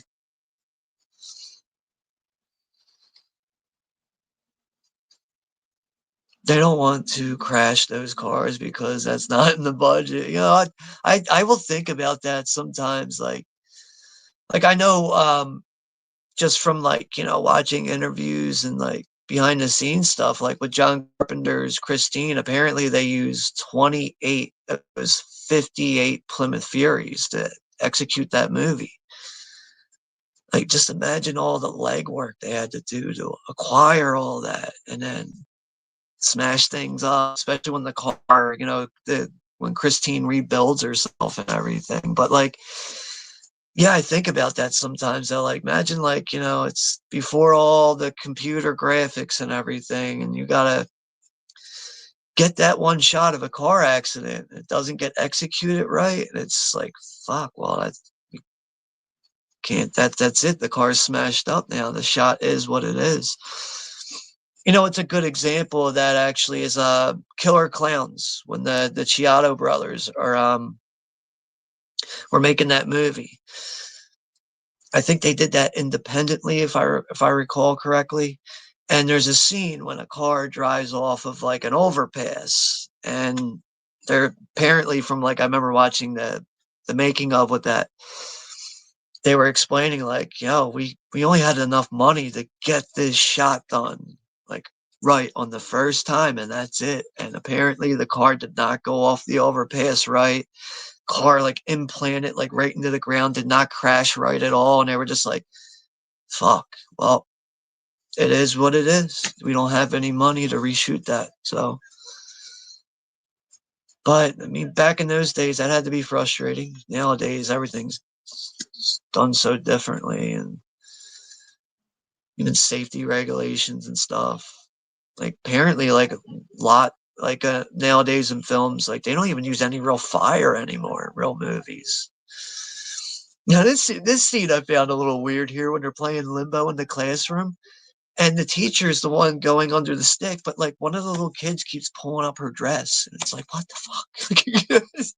Like, just no one noticed this little kid looking up the teacher's dress here. Like, if I was that little kid, I'd be getting backhanded by somebody. Like, that was a funny scene, though. So now we are moving into like the Christmas season here in the movie. Frankie's dad's coming home with a Christmas tree. They're putting up decorations, putting up the lights and everything.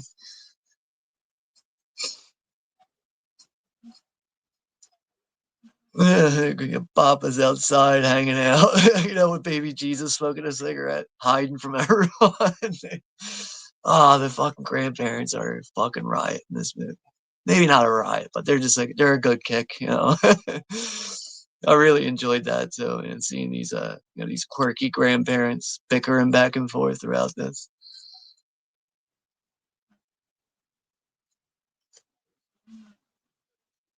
Yeah, and non-scared dogs for sure. They scare me.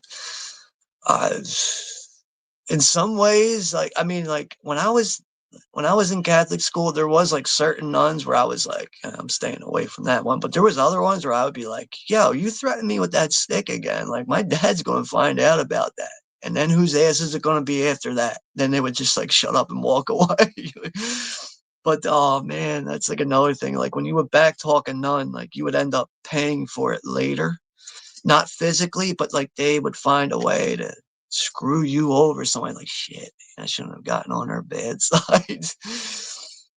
I remember that actually that the one year too, I had to sit next to the nun's fucking desk because I kept talking. And I was one of those people that just I wouldn't listen. If I wanted to talk to other kids, I talked. I don't care. Like, I talked. I don't care.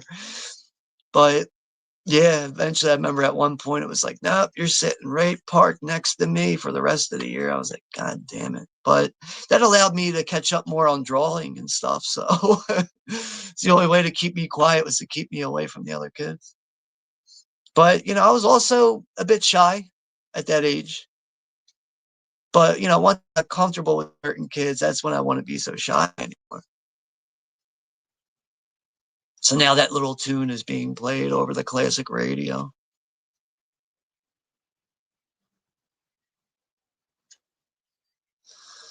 Now Frankie's looking at the family Christmas tree, seeing the little girl again. She always reminds him, though, that she is looking for her mother. I think that's pretty sure that's what is being relayed there. As she's holding a little porcelain statue of an angel.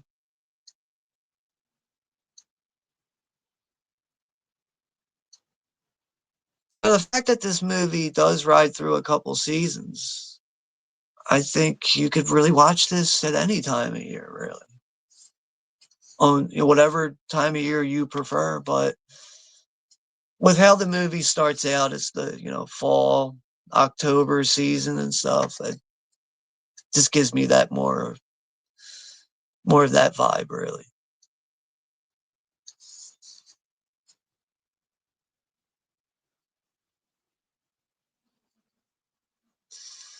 So yeah, we got about we're at the halfway point basically, just a little bit past it. Got about a little less than an hour left in the movie. My timestamp is about to roll over on an hour and 3 minutes right now.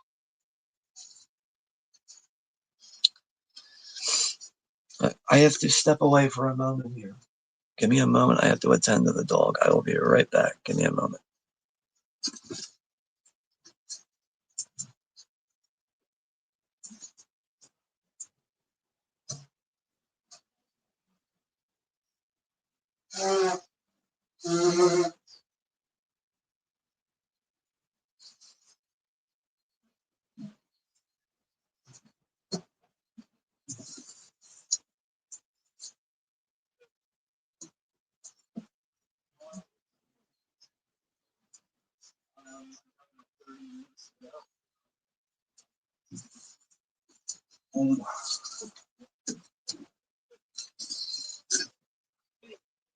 All right, sorry about that.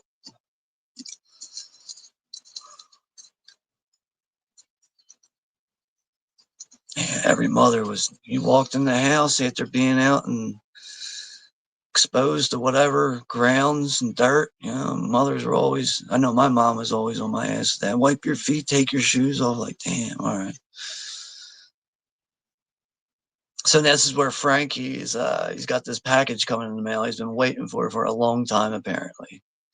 But you see that ring that he found in the cloakroom is falling out of his jacket pocket there. So yeah, this is where he gets the typewriter. And I love how they incorporate this typewriter into this. Becomes a way of communication.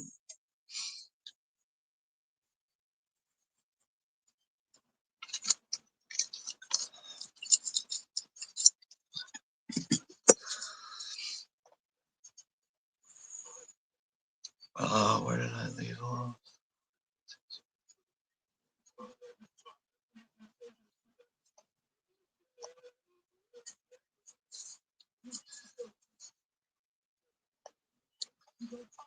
Stacy saying I went to St. Lucy's briefly. The Catholic school I went to was called Resurrection here in the northeastern part of Philadelphia, Pennsylvania. But yeah, the place was called Resurrection. Apparently, it's still an active school. But like I remember, like at one point, me, my brother, and my sister were going to that school. But man, I remember my brother got kicked out of there.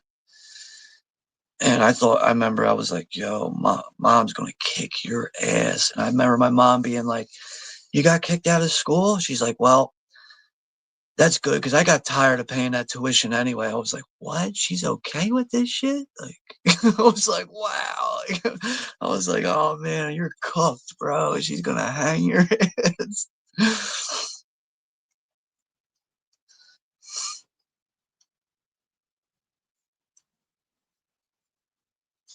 Yeah, that transition there from the late '80s, I agree, man. So many good movies from '87 to '92, right? Highly agree with you there, Stacy. Yeah, Greg's mentioned. I remember that teacher from summer school, 1987. Yeah, I got to see that one again, man. Really, that is a fun movie. I don't have it in my collection either. I need to fix that, man. Really need to fix that. I do have a decent amount of comedies. It's just that a lot of them are not upgraded to Blu-ray. I have a lot of them are really mostly on DVD, or I have a few 4Ks and all that. This is where Frankie runs to his father's place of work, and he's got things figured out a bit here, especially with with the communication he's been having with the little girl as a ghost and everything. So he has most of the story kind of figured out here so far. This is where his brother Gino finds that class ring that he found in the vent in the cloakroom, and now Gino finds this on the floor. But this plays a factor in a way with how Gino realizes, like, wait, I've seen this ring before. Our father has the same kind of ring.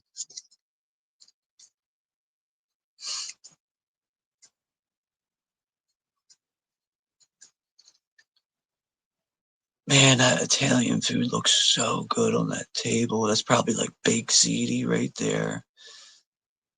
Some garlic bread. They even got the wine out on the table.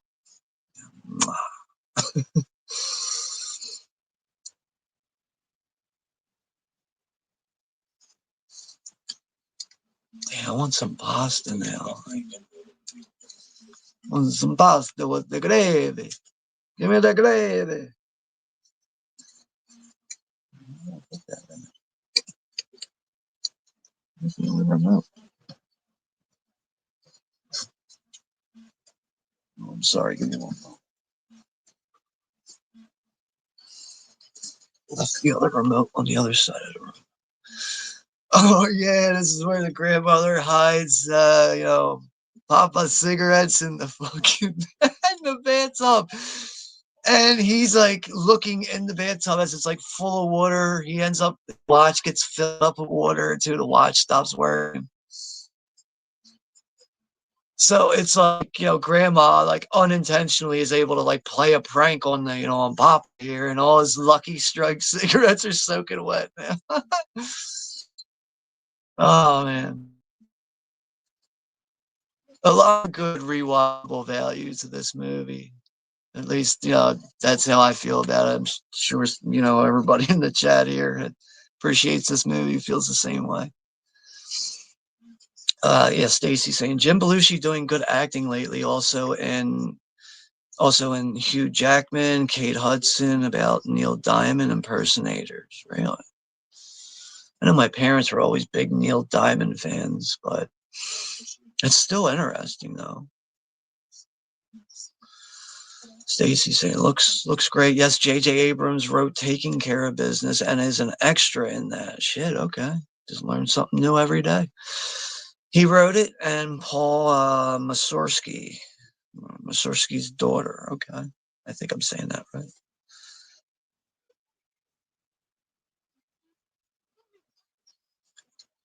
Yeah, see, this is where Frankie links up with the two kids that played the prank on him. This is where, like, when I was like seeing this, I was like, "What?" I'd be like, "Fuck you, like you lucky I'll punch your lights out right now."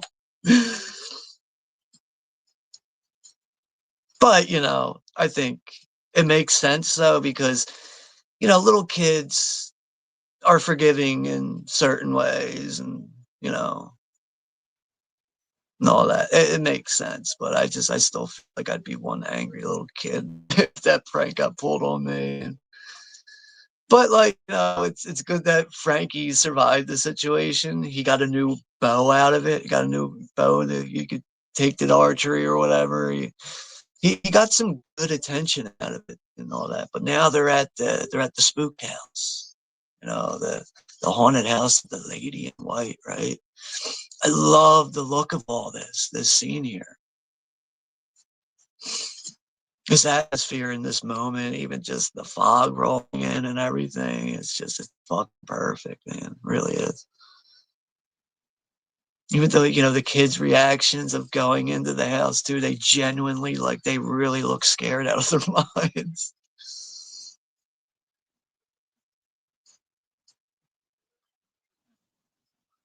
It's funny that they had that little alligator with them, because, like, I know it crawls into the. It's like they're trying to, like, or the one little bastard's like trying to prank the both of them and scare them with this little alligator. But I like when it goes into the dollhouse and it's like hanging out of the window at one point, like as if it knows it's hanging out of the window, just chilling.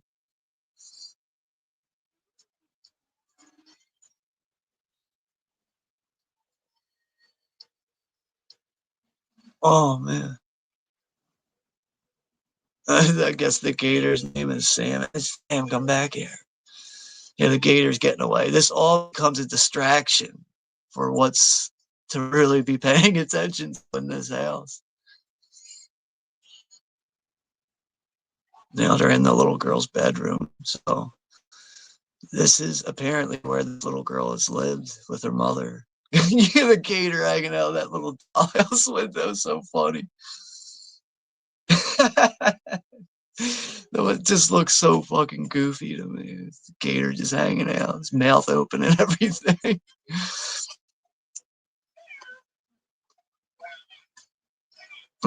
Stacy's saying the teachers that want to dress up for Halloween would have things thrown at them throughout the school. Is really rough years, to be honest. I can see that. If I remember correctly, I don't think any of my teachers ever really dressed up. They always would have, like, like little thing on their head or some antlers dangling around, and like a pumpkin pin with the word boo on it or something. Like, that's all it that would be the extent of, like, the teachers dressing up really in my schools.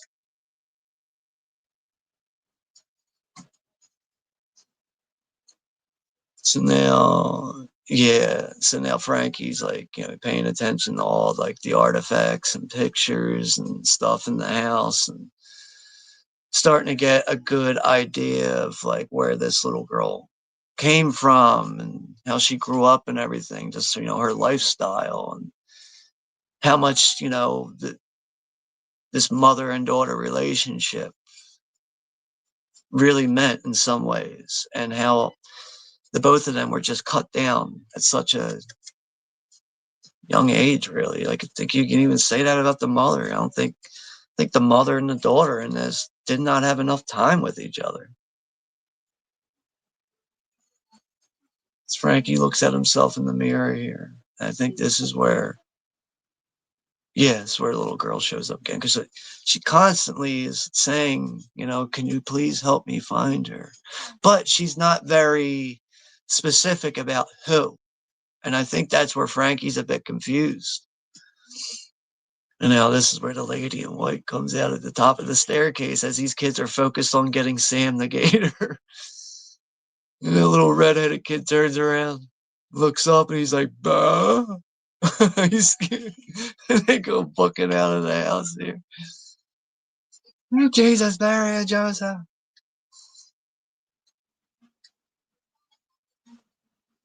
Frankie hasn't figured out yet why his friends have run out of the spook house. This is a good scene here, though. Really good scene.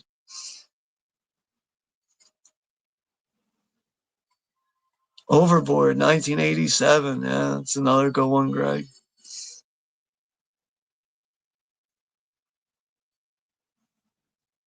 Man, the outside of that house, how decrepit it looks, and Frankie running away in these old dead woods with all the fog on the ground. Obviously, it's a set, but it still looks great.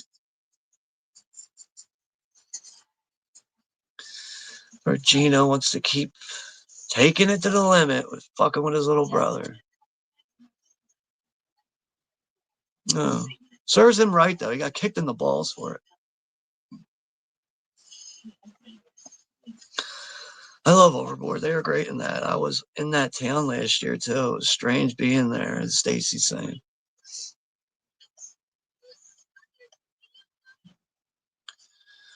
So this is where Frankie is figuring out now that the little girl, Melissa, is the daughter of the lady in white. Everything's meshing and making sense to him now. Nobody ever, that's gotta be, I think we've all probably experienced that as a kid, is having some like legit knowledge to pass along to grown-ups and they don't take you seriously. It's like, what, I gotta be like a certain age for you to hear me out here?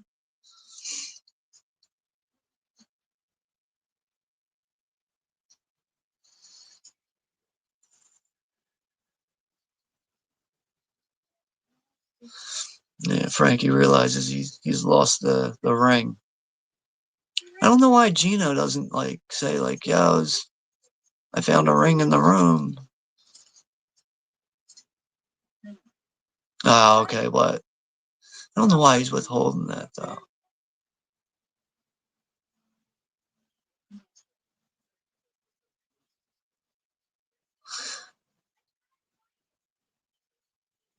This is where they're gonna head home now. I think, yes, Gino's gonna match up the rings. The ring that's been found in the room from the heating vent at the school in the cloakroom. He's gonna match that up with his father's school ring. That's gonna make things kind of get closer and closer and make sense to who is the owner of this ring and who's responsible for doing some inappropriate things. Stacy's saying a teacher took us to their house for lunch once to help them with Christmas decorations. It's so weird. We all discussed if we should report her. She was such a bad teacher too. So it's like she kind of had it coming in a way. So it's like, yeah, we could totally just screw this lady's day up. But I remember we had a teacher in 5th grade, and if you were like, it was a guy teacher. He really, really, really great guy overall. And he used to do, I can't remember, I think it was student of the month. He used to do that. And if you ended up being student of the month, he would take you out of the school and take you to McDonald's, to the drive-thru, and get you a Happy Meal, and you would eat it in the car, and then you would go back to school.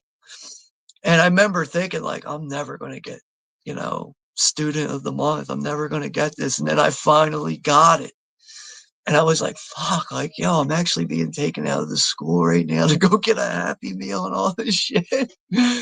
I was just really surprised by it. But he was a really cool teacher, though. He found ways to, like, incorporate ways of learning into, like, games and stuff, kind of like concentration type of games. And he would, like, give you, like, he would have, like, a bunch of, like, random, like, party mix bags with, like, pretzels and chips and Cheetos in it. And if you won this certain little contest that he put together, you can win, like, these snack prizes and all this stuff. But he was a really cool teacher. Learned a lot from him, really. But, like, I used to find it a bit weird about the student of the month thing with the Happy Meal. I used to be like, "Oh, is he allowed to take us out like this? Because no other teacher does this in this school." And this is where Papa gets caught smoking again. Charlie! Gino scares the shit out of Charlie! It's okay, Papa. It's okay, Papa. If Grandma caught me smoking, cut off my piece of dead. Some shit like that. No, don't worry, Bob. I won't tell if you won't tell. Now, I can't believe people used to go to sleep with like those Santa type of hats on. It's like made out of like like bed sheet material, like a pillowcase. Like people used to sleep with like a hat on. Just find it goofy and just like, what? Like, you look like an elf or something. Now, this is where Gino sees the little girl in their bedroom now with Frankie.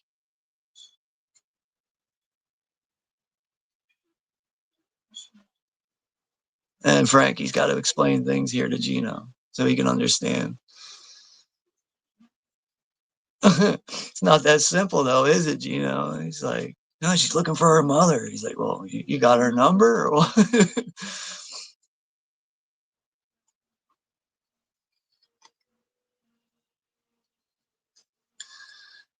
We were like, why did you bring us to your house for lunch? Nothing happened, but she was probably some like strange lady. I hear you. I hear you.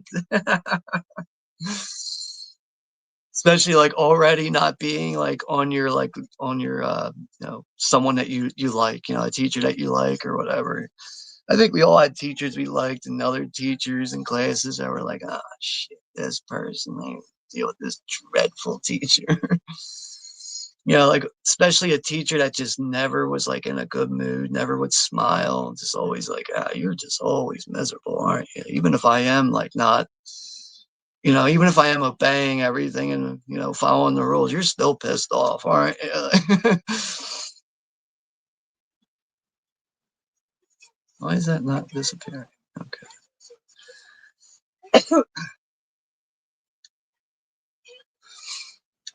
So now the little girl is taken off out of the room there. Frankie's hearing the bells tolling at the school.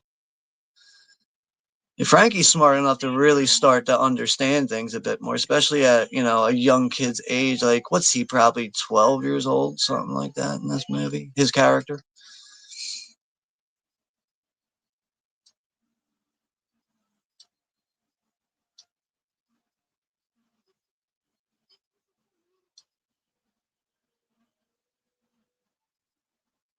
That's another thing. Like, I think Frankie's really understanding the importance of helping this little girl. Like, he's able to, like, put all of his fears aside and realize that this little girl is specifically coming to him for help.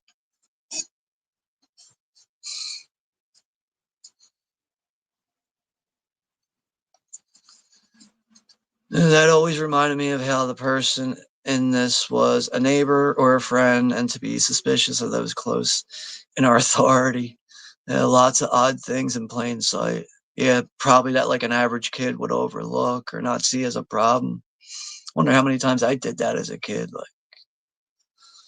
oh, what's going on? Like, like, oh, I don't know. I never had like a grown adult ever try to be like inappropriate with me or anything like that. I think we've all gotten like creepy vibes from like grown ups or something where it probably wasn't like straightforward or anything. Actually, I'm very grateful for that, thinking on that now. Thank God no one ever tried to be like sexually inappropriate with me. Can only imagine how traumatizing that can be for like a lot of little kids, man, that have had to experience stuff like that. I don't know how grown-ups get to that point. Just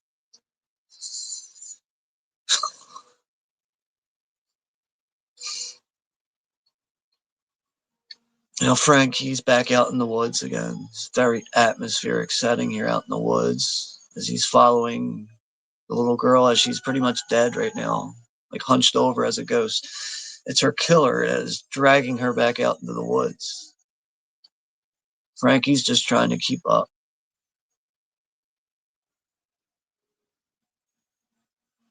I think we're heading to the cliff now, or the peak, or whatever it is.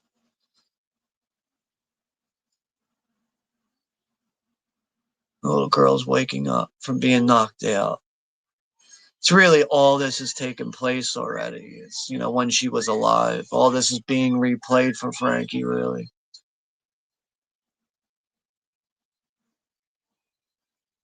So, outside, and the spider on my arm is pretty awful. Glad it's going through it into the night. Yeah, I'm not a spider person, man. They freak me out. They're so fast. That's what creeps me. That the look of spiders and the fact that they're so damn fast. They're gone so quick like lightning. And yeah, if you're already creeped out by them, you lose sight of them, and it's like, oh, where'd it go? You know, like.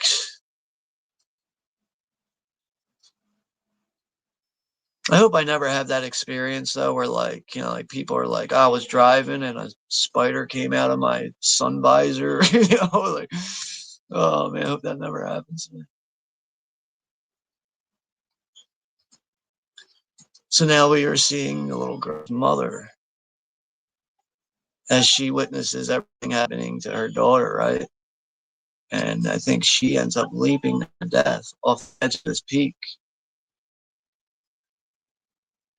So now Frankie is able to obtain more information here. Maybe I'm not fully understanding this, actually.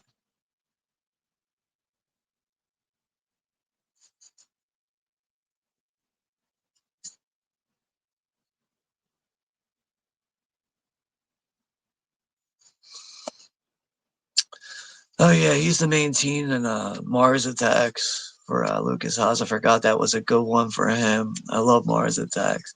That's one Tim Burton movie I need to get in my damn collection. I'm really hoping that Warner Brothers will just get us a 4K or something for that, because I do remember actually at one point I was going to buy that on Blu-ray, and I remember certain people were telling me like, dude, it's not a good transfer. Stick with the DVD until it gets upgraded again. So I think, isn't that a 96 movie, Mars Attacks? So I think that would have a significant anniversary next year. So maybe, I'm pretty sure it's a Warner Brothers movie. Maybe that'll be getting an upgrade soon to 4K. So.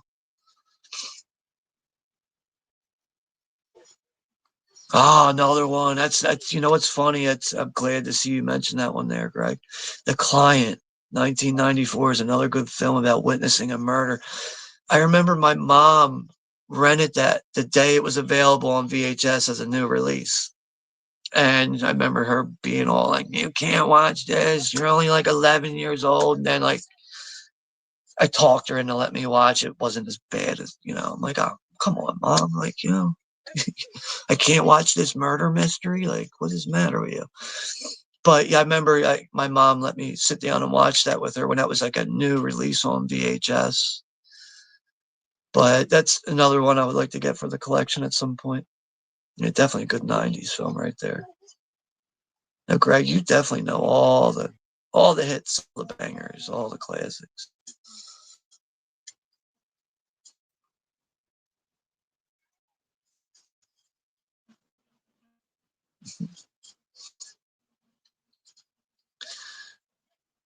Joe Bob Briggs might have a new panel horror discussion soon, and also I haven't seen all his new Shutter ones, but I've seen most of the Monster Vision ones, etc. That's good to hear. I think that's good. That Joe Bob Briggs is still involved with all that. Like that. That's what I think is great about that, really. And obviously, there's an audience for it too. That's another good thing. So now this is where the janitor got off at the courthouse, right? I found this scene, the way this plays out, very surprising. Caught me off guard a bit. Yeah, Harold Williams, the janitor who was wrongfully accused of the child murders in this movie. Obviously, some people agree with it, some people don't. Where are you going, Agnes? It's me, Billy. Hey, Agnes. It's me, Billy. Every time I hear that name, Agnes, I can never get Black Christmas and Billy out of my head. Oh, I can't wait to watch that. We're getting closer to December, right? Watch Bob Clark's Black Christmas. Another one I really want to do, I'm pretty sure is on Look Movie now. I want to do a watch party for what's it called again? Deadly Games, Dial Code Santa Claus, the real Home Alone before, what's his name? Macaulay Culkin and all that. which is I love both movies, I really do. But that Dial Code Santa Claus movie is just that is just loads of fun, man. Really is.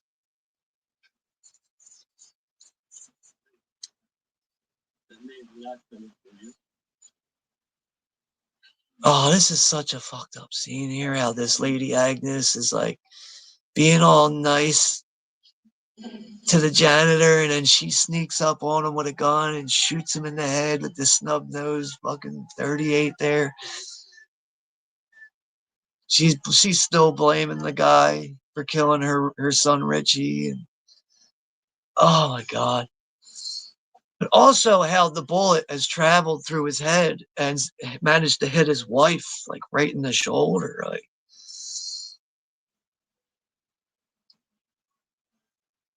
I was this scene kind of like when I was first watching this first time in years, I was like, holy shit, I didn't see this coming at all.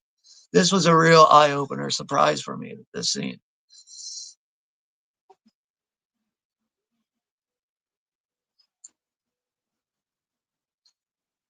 Now we go back to the house, and this is where Gino is going to match up the rings with his father's 1934 high school graduation ring, with the ring that he found in the room. That is obviously from Frankie, from what he found in the vent in the floor, in the cloak.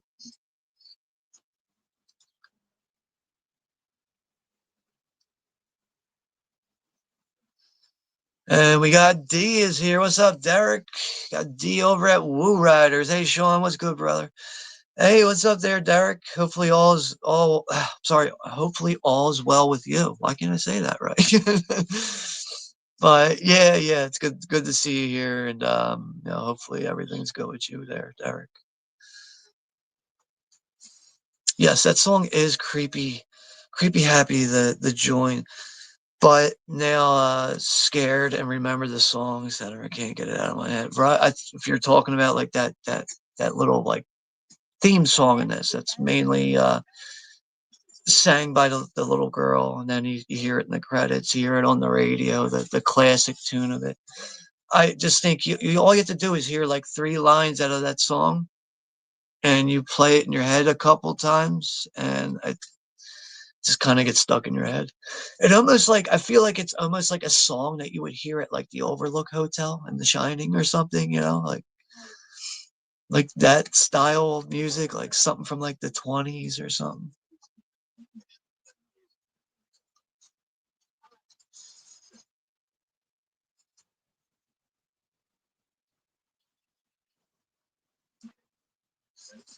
All right, we're getting a little bit closer to the end. We got like 20 minutes left here, something like that.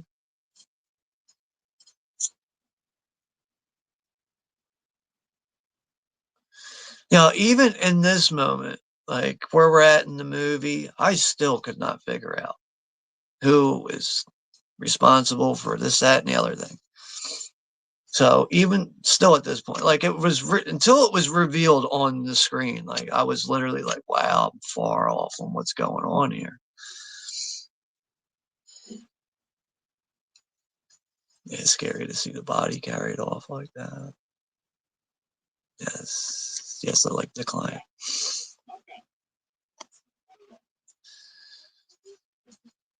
It's funny, like I mean, it's seeing like a lot of those movies from the '80s into the '90s. It was like whenever me and my mom would go to the video store, I would go to the horror section, and she would go to the new release section.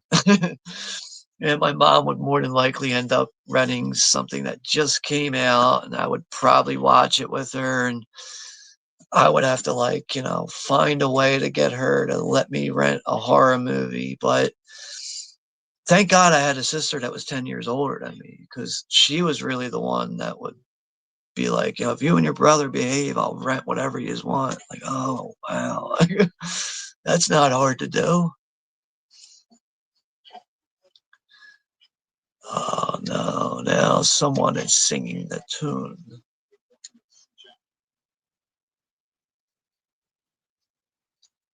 Now things are starting to become a bit more aware to Frankie here. Man, he looks terrified too, right?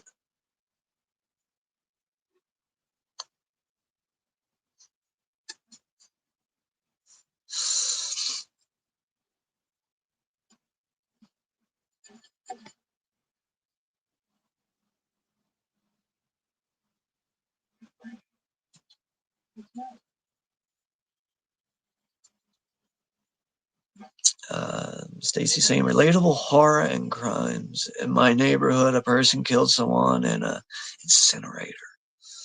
And it was a horror or true crime story, right? I could see that. I remember when I was a kid, for like, apparently this a little boy went missing about 3 or 4 blocks away from where I lived, and they found him a couple weeks later in a TV box in the trash on the sidewalk. They found his dead corpse in the box that was just laid on the side, ready for the dumpster or the trash men to collect it and throw it in the dumpster. And apparently, they convicted the wrong person for it, and the person they convicted for it was someone that was, mentally they were a little slow. They just weren't, all with it up here in their head and everything. And the person was put away for like over 30 years, wrongfully convicted for it. And then I think it was like back in like 2017, they finally got everything right. Had to go back, reopen that file, convict the right person for it because the police didn't want to do their job. But I remember that being a big thing, and my mom not letting me and my brother out of the house for the longest time. Like, no, some little boy was found in a TV box in the trash, and you and your brother are not going out of this house for a long time. Like, oh my God. That didn't last long, though. It turned into, you kids can't leave the block. We left the block. you know?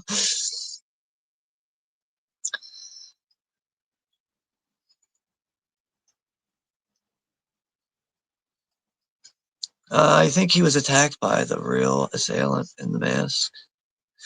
But the real assailant only aims to kill people he doesn't know and that are female, perhaps. That is what I was thinking. Yeah, that I can see that making sense, Stacy.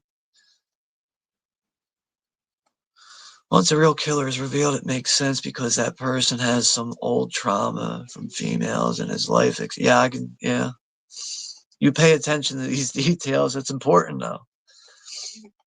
It's important with understanding this stuff. And yeah, Derek saying, see, I knew I was never going to get that right. No, I know you're just messing around, Derek, but if you, because I had to do everything on my phone, so giving people wrenches is a lot different. Leave a comment on a community post on my channel. You'll see yourself lit up blue with a wrench the next time you come here, which I have to do that with a couple other people, including, Acres of Movies and some other people. And Greg, I think you can probably back me up. It took a while to get you lit up with a wrench. that was a little irritating and frustrating. I was like, what the fuck? Why didn't I lit up? Man, it took like 2 or 3 streams for that to finally go through. But yeah, leave a comment on a community post. I know, Stacy, you did that. I need to go back and just remember to do that. I'll give you a wrench. So now we're back at the Spook House. Decrepit, falling. This house just falling apart. Like, even those stairs look dangerous, even just to like leap over. And now Frankie's got the answers to everything now. Now he's seeing the lady in white. Or at least seeing the shadow of that.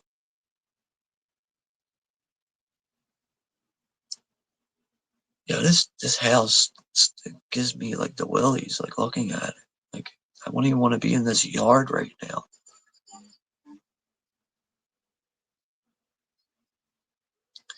So now, yeah, once now Frankie realizes who the killer is, and then the killer realizes, he's caught. He's trying to get the ring back off him because that's that one piece of evidence that's going to link him to these child killings.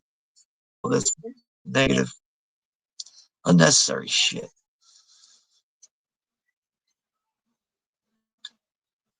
Oh, and the lady in white manages to save Frankie here. Knocks him out with a rock, I think that was. Some kind of like heavy rock or something. So I guess Frankie probably just being overwhelmed and shock in that moment, he passes out.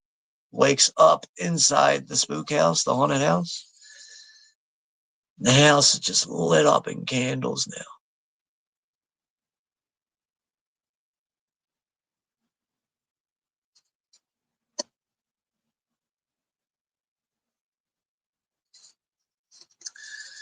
Am I drawing a blank on that face with Len Carew? Am I saying that right, too?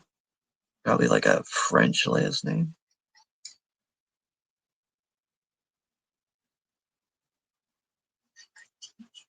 Gotta put the face to the name real quick.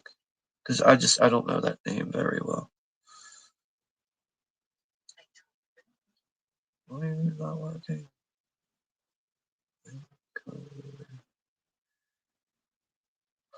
This phone is so frustrating.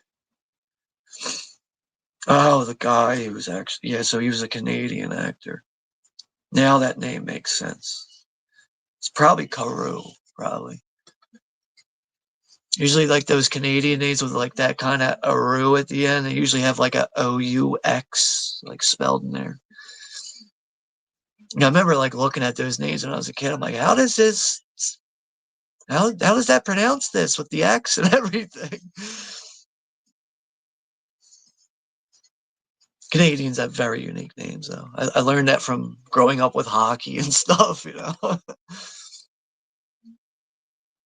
So now the lady in white talks.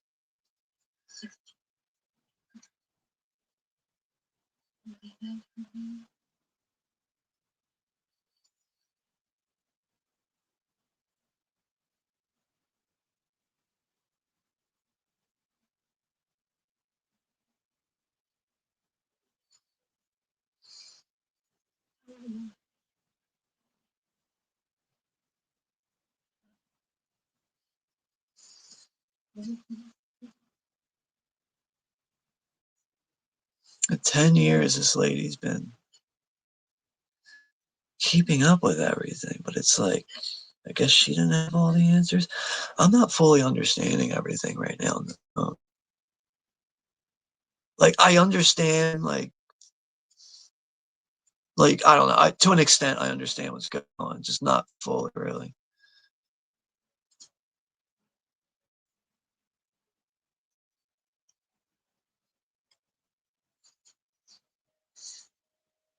You know, let's try to give Stacy the wrench because I can locate her comment right now. Let's see if the wrench will go through right now.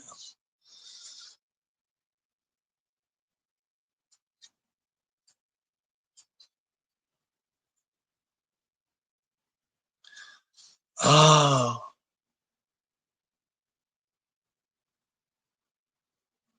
she reveals here the Frankie that she killed him. The killer, the Len Carew character.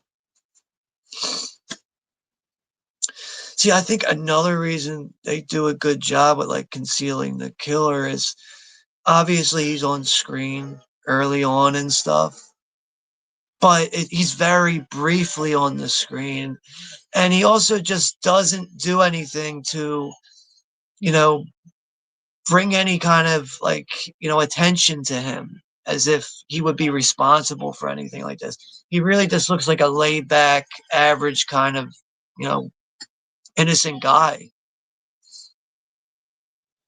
So now, yeah, the killer has woken up because he hasn't been killed. He just got knocked out with that rock. And now he's trying to strangle that lady. All the candles turned out to be a bad idea, right? They all get knocked over. House is going up in flames now. You don't get fire effects like this nowadays in movies. That's for sure.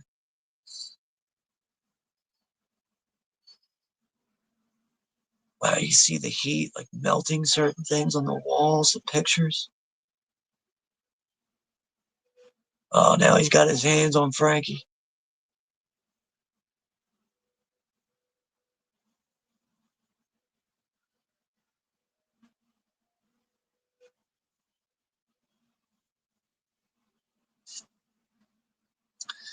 Yeah, it's another classic. I think we all, well, for the most part, I think all of us should have probably grown up with that one. Little Monsters from 1989. It's a great, fun family horror comedy. It really is. You know, that was another one I didn't see for a very long time until Vestron released it on Blu-ray, and I was like, that's it's time to see it again. They upgraded it to Blu-ray, and that was fun going back to see that again. So it's about 20 minutes behind in the chat. It's tough sometimes, man. Just trying to like stay up, like caught up with the movie and stay caught up with comments. Try to have things all like make sense here. That's all. At least I don't have anyone on the panel to fucking interrupt me, especially with goddamn smoke alarms.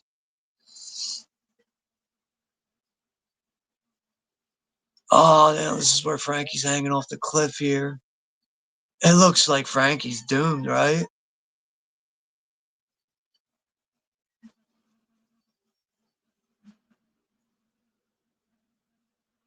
Uh, Lady in White is able to transfer some lightning through her hands there, through to that windmill.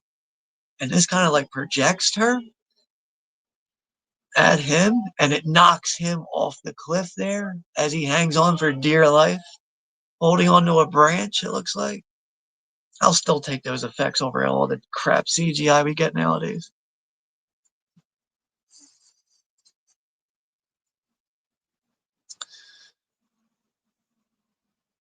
So yeah, looks like he fell to his death. I saw someone dressed as the chap in Friday the 13th 7 who likes horror and sci-fi movies. It was funny.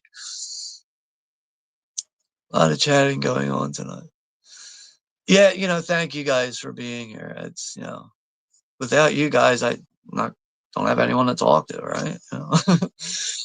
But yeah, thank you guys very much. I am sorry that sometimes I do get a little behind in things, but it's definitely not ignoring anyone. It's just sometimes I think it's a bit important to pay attention to the movie as much as possible and pay attention to you guys. It can be a bit much to juggle all that sometimes. So I apologize for that. But I mean, all I can say is step up and do it yourself. Give it a shot. See if you guys can handle it. That's all. But no, I know we're just it's not that serious. So now the little girl has finally been brought home to her mother. So now these souls can rest in peace. That's another thing that's just really good on top of the storytelling is you get a good payoff at the end, which might be expected in some ways, but still a lot of good surprises in this. For me personally, going back and seeing this again, I don't know. I knew I had to get back to seeing this again, and it turned out to be a lot more satisfying than what I expected. Yes, that's another classic right there. The Wizard, Fred Savage. Great video game movie, right?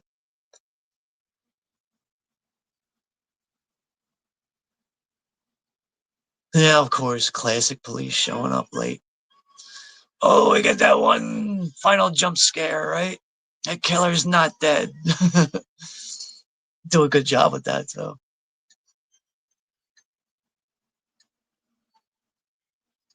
Dan, your scumbag friend got me by the balls here. Not really. So like, I'll just hold on to his leg.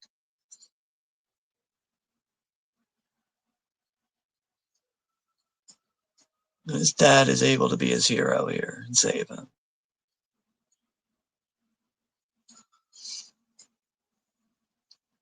Yeah, Fred Savage, definitely an iconic child actor, right? I think you guys would agree. So Greg will take Little Monsters over The Wizard.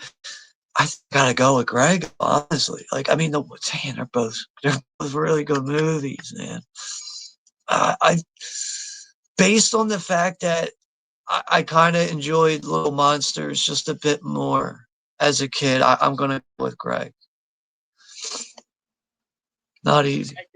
Mount Rushmore of great skill, male child actors, maybe Lucas Haas, Macaulay Culkin, Henry Thomas, Fred Savage, Haley Joel Osment, right? That's the little kid from The Sixth Sense or whatever. It went on to do some other good things at a young age, too. I mean, other good movies. And we got Papa Goss is here in the chat. Lady in White was under my radar for so long back in the day. The DVD was out of print when I managed a video. He's saying when he managed a video store and finally had one traded in. That's good to see. But yeah, thank you for stopping by here at the end of the movie. Now the killer's finally, falling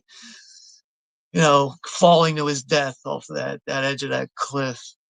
Good, that guy was nothing but trash, right? But man, that actor did a good job at just throwing you off as a casual guy, right?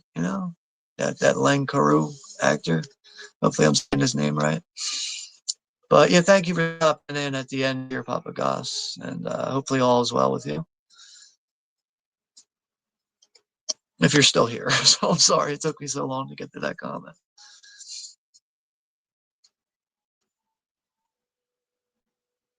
So yeah, we will be ending the stream here very soon as we are coming up on the end of the movie here. I'm going to try to move up just a little bit here without skipping anyone, without acknowledging a hello. If someone else popped in, we'll say, what part of, what's Derek asking?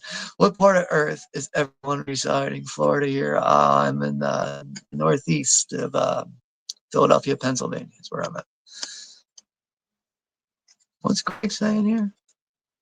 Fred Decker should make a comeback and do the Monster Squad too, yeah. As long as he's not doing a Predator movie, I'm on board with that. So, and so yeah, that is it on my end where I'm at. The credits are rolling now. So that is Lady in White, 1988. But thank you so much again, Stacy, over at Acres of Movies for recommending this and just making me realize that this is a movie I haven't seen in so long. And it was just, it just was really perfect for this time of year, and I'm just glad I found a way to squeeze this in at the end of October. So thank you so much again, Stacey. I really did enjoy watching this. As she says here, the book and story of the anthology Tales from the Quad Dead Zone is similar to this story, kind of a ghost with an unresolved cause as to how they got to be the ghost. Oh, I'm glad you mentioned that, because now that's really just sparked my interest there for that, because I've heard people talk about that movie here and there, and I've seen small clips and stuff from it, but I've never seen it. So yeah, I'll have to try to take a closer look at that and see if I can actually, I'll see if it's on Look Movie or Internet Archive, or maybe it might be on YouTube or something. Do you like Pump Up the Volume? Yes, with Christian Slater. Yeah, he excelled in that one, 1990. Yeah, also, he was also in Tales from the Dark Side, the movie, too, from that same year. Yeah, there's another one here Greg's mentioning. Kind of an underrated gem, yeah, with Legend of Billie Jean. But yes, so that is going to, 59 slid in here at the end. Thank you for showing up here at the end, 59. Sorry we couldn't get this one going a little bit later for you to be here the whole time, but what's he saying here? Just listening for a minute, getting dinner ready, and it is not the frozen stover, Sean. I did survive that frozen brick unscathed. That's funny. But yeah, that's gonna do it though. Let's cut this down at 2:30 on the dot. Oh, all right. So Mayanne slid in here at the end too. So yeah, thank you for showing up here at the end, Mayanne. Hopefully all is well with you. Thanks for stopping by. Anyone else? I hope I don't miss anyone else before we cut this off. Damn, all right. So yeah, Tom left a comment. A great stream, Sean. Very conversational and one of your best. Thank you very much, Tom, if you're still here. And yeah, right. Sneaks up on her at the end there. But all right, so yeah, that'll do it, everyone. But yeah, thank you all very much for making time for this stream. Thank you again, Stacy, for recommending the movie. It just this is going to become an annual watch for me during this time of year, moving forward with things. But yeah, I'm going to try and see if I can get something together on Halloween Day. More than likely, we might land on the Monster Squad. Since the runtime is fairly short with that. It is a movie I did watch earlier in the month, but it doesn't matter. I can watch that movie back to back at any time. Doesn't matter. But yeah, thank you all very much for hanging out with me here tonight. Take care, be safe, and I'll see you all in the next one, everyone. Happy Halloween.